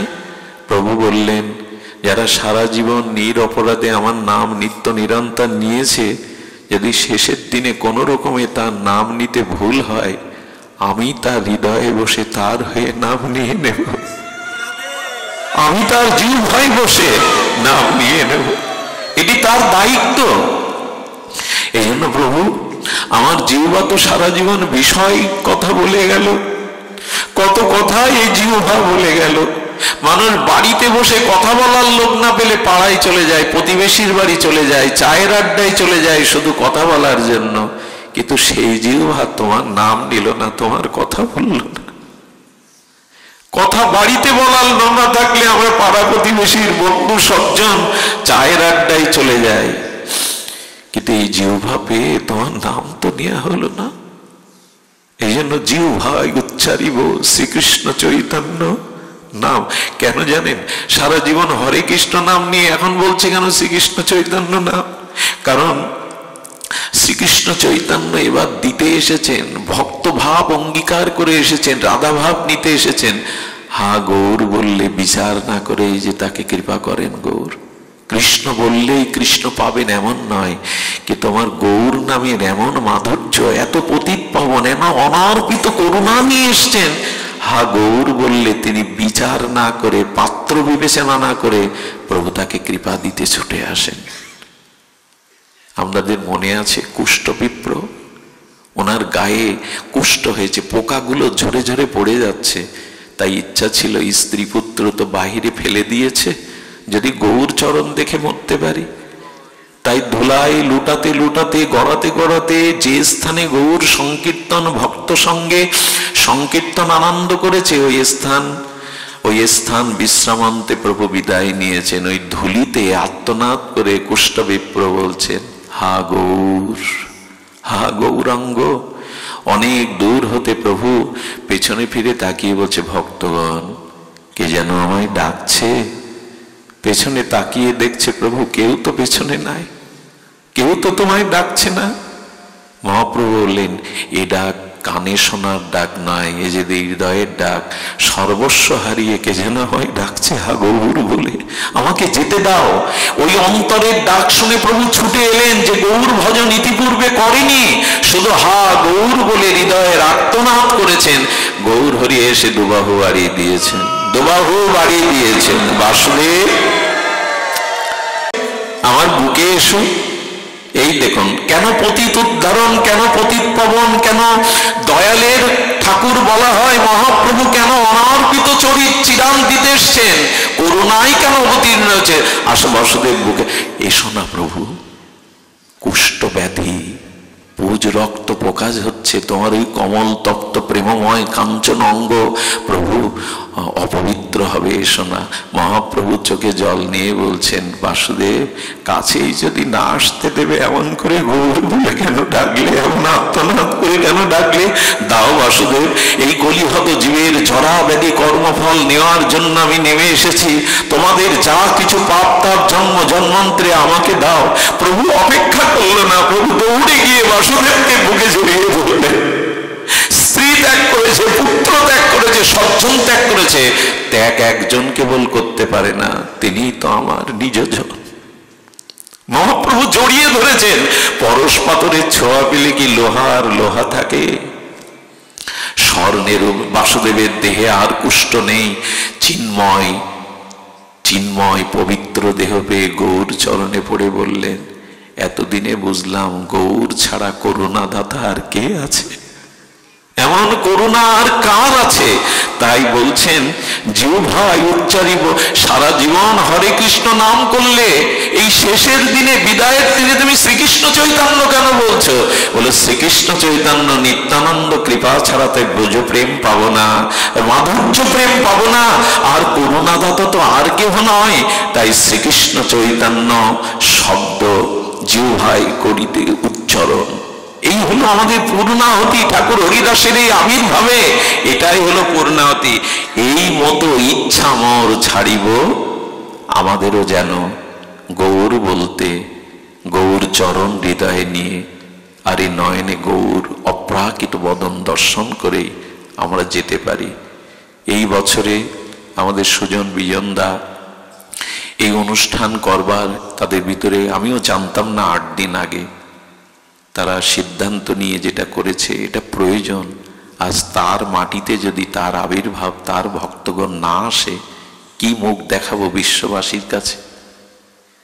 ব্রহ্ম হরিদাস ঠাকুর এই এটা ভাবতে অবাক লাগে। মাঝে মাঝে যখন মন খারাপ হয় তখন এই দিকে তাকিয়ে হাওয়া নিলেও মনে হয় ঠাকুর এখনো তো তুমি আছো, তোমার বিভূতি আছে। এই জন্য এই মাটিতে যারা এসেছেন, এই মাটিতে যারা জন্মেছেন ধন্য। এই 2 ভাই, এই পরিবার হরিদাসের জন্য পাগল। আমরা জানি না ওরা হরিদাসের কোনো জন্মে কোনো অনুকম্পা পেয়েছিল, না হলে এরকম অনুভূতি হয় না। চিন্তা করতে পারেন, নিজের ছেলে মেয়ের বিয়েতে এভাবে সুন্দর করে পরিপাটি অনেকেই সাজায় না। ঠাকুর ওদের অস্তিত্ব, ঠাকুরই ওদের জীবন। তবে সুজন বিজন তাদের পরিবারকে বলবো আরো ভালোবাসা চাই। শুধু তার উৎসব নয়, জীবনে প্রতিটি আচরণে যেন হরিদাসের দৈন্য নাম প্রেম ফুটে ওঠে তাদের জীবনে। এইটুকু চাওয়া আমাদের। তাপস দাদাজি সহ মামাজি সহ সকলেই এসছেন, তাদের অভিবাদন জানাই। ঠাকুর হরিদাসের সেবক তারা। ঠাকুর হরিদাসের সেবকের সঙ্গও যদি কখনো হয়, বলছেন বৃন্দাবন দাস ঠাকুর, তারাও কৃষ্ণ প্রাপ্তি হয়ে যাবে। ঠাকুর হরিদাসের ভক্ত সঙ্গ যদি কেউ পায়। এই বছরের এই 2য় দিবসীয় আয়োজনে এখন আমাদের হরিনাম সংকীর্তন দিয়ে প্রসাদ বিতরণের মাধ্যমে এই মহাযজ্ঞ বিশ্রাম পাবে। একটা হাত জোড় করি, যদি এই আয়োজনে, এই ক্ষুদ্র আয়োজনে কোনো অপরাধ হয়ে থাকে, কোনো ভক্ত অজান্তেও কষ্ট পেয়ে থাকেন, ওদের 2 ভাইয়ের হয়ে গলে কাপড় দিয়ে আমি আপনাদের চরণে বিনীত ক্ষমা প্রার্থনা করছি। ওদেরকে ক্ষমা করবেন। আমাদের আচ্ছা, একটি জিনিস প্রতি বছর এখানে হয় যেটা আমাদের ভক্তদের হৃদয়ে বড় আনন্দ দেয়, সেটা হলো যে 576তম ঠাকুরের আবির্ভাব তিথি। সেই 576টি প্রদীপ প্রজ্বলনের, বাতি প্রজ্বলনের মাধ্যমে আমরা ঠাকুরকে আজকের দিনে তাকে আমরা আমাদের ভালোবাসা অনুরাগ জানাবো। সেই সাথে 16টি মালা আছে, যারা হরিদাস ঠাকুরের আবির্ভাব তিথিতে যদি একজন কেউ হরিনাম নিত্য না নেওয়ানো যায় তবে আয়োজন বৃথা। এই জন্য কয়েকটা ভক্ত মায়েদের আর বাবাদের জন্য, সবাইকে আমরা দিতে পারবো না, কিছু মালা আছে জপের। যারা সংকল্প করবেন যে আগামীকাল থেকে অন্তত 4 মালা, 8 মালা না পারেন 4 মালা জপ করবেন নিত্য, তারা এখান থেকে আপনারা মালা প্রদান করবেন। এখন বাকি অনুষ্ঠানটুকু আমাদের দাদারা যেভাবে সাজাবেন, প্রদীপ প্রজ্বলন, এবং আমাদের কীর্তনীয় যারা আছেন সেই সাথে আজ দুপুর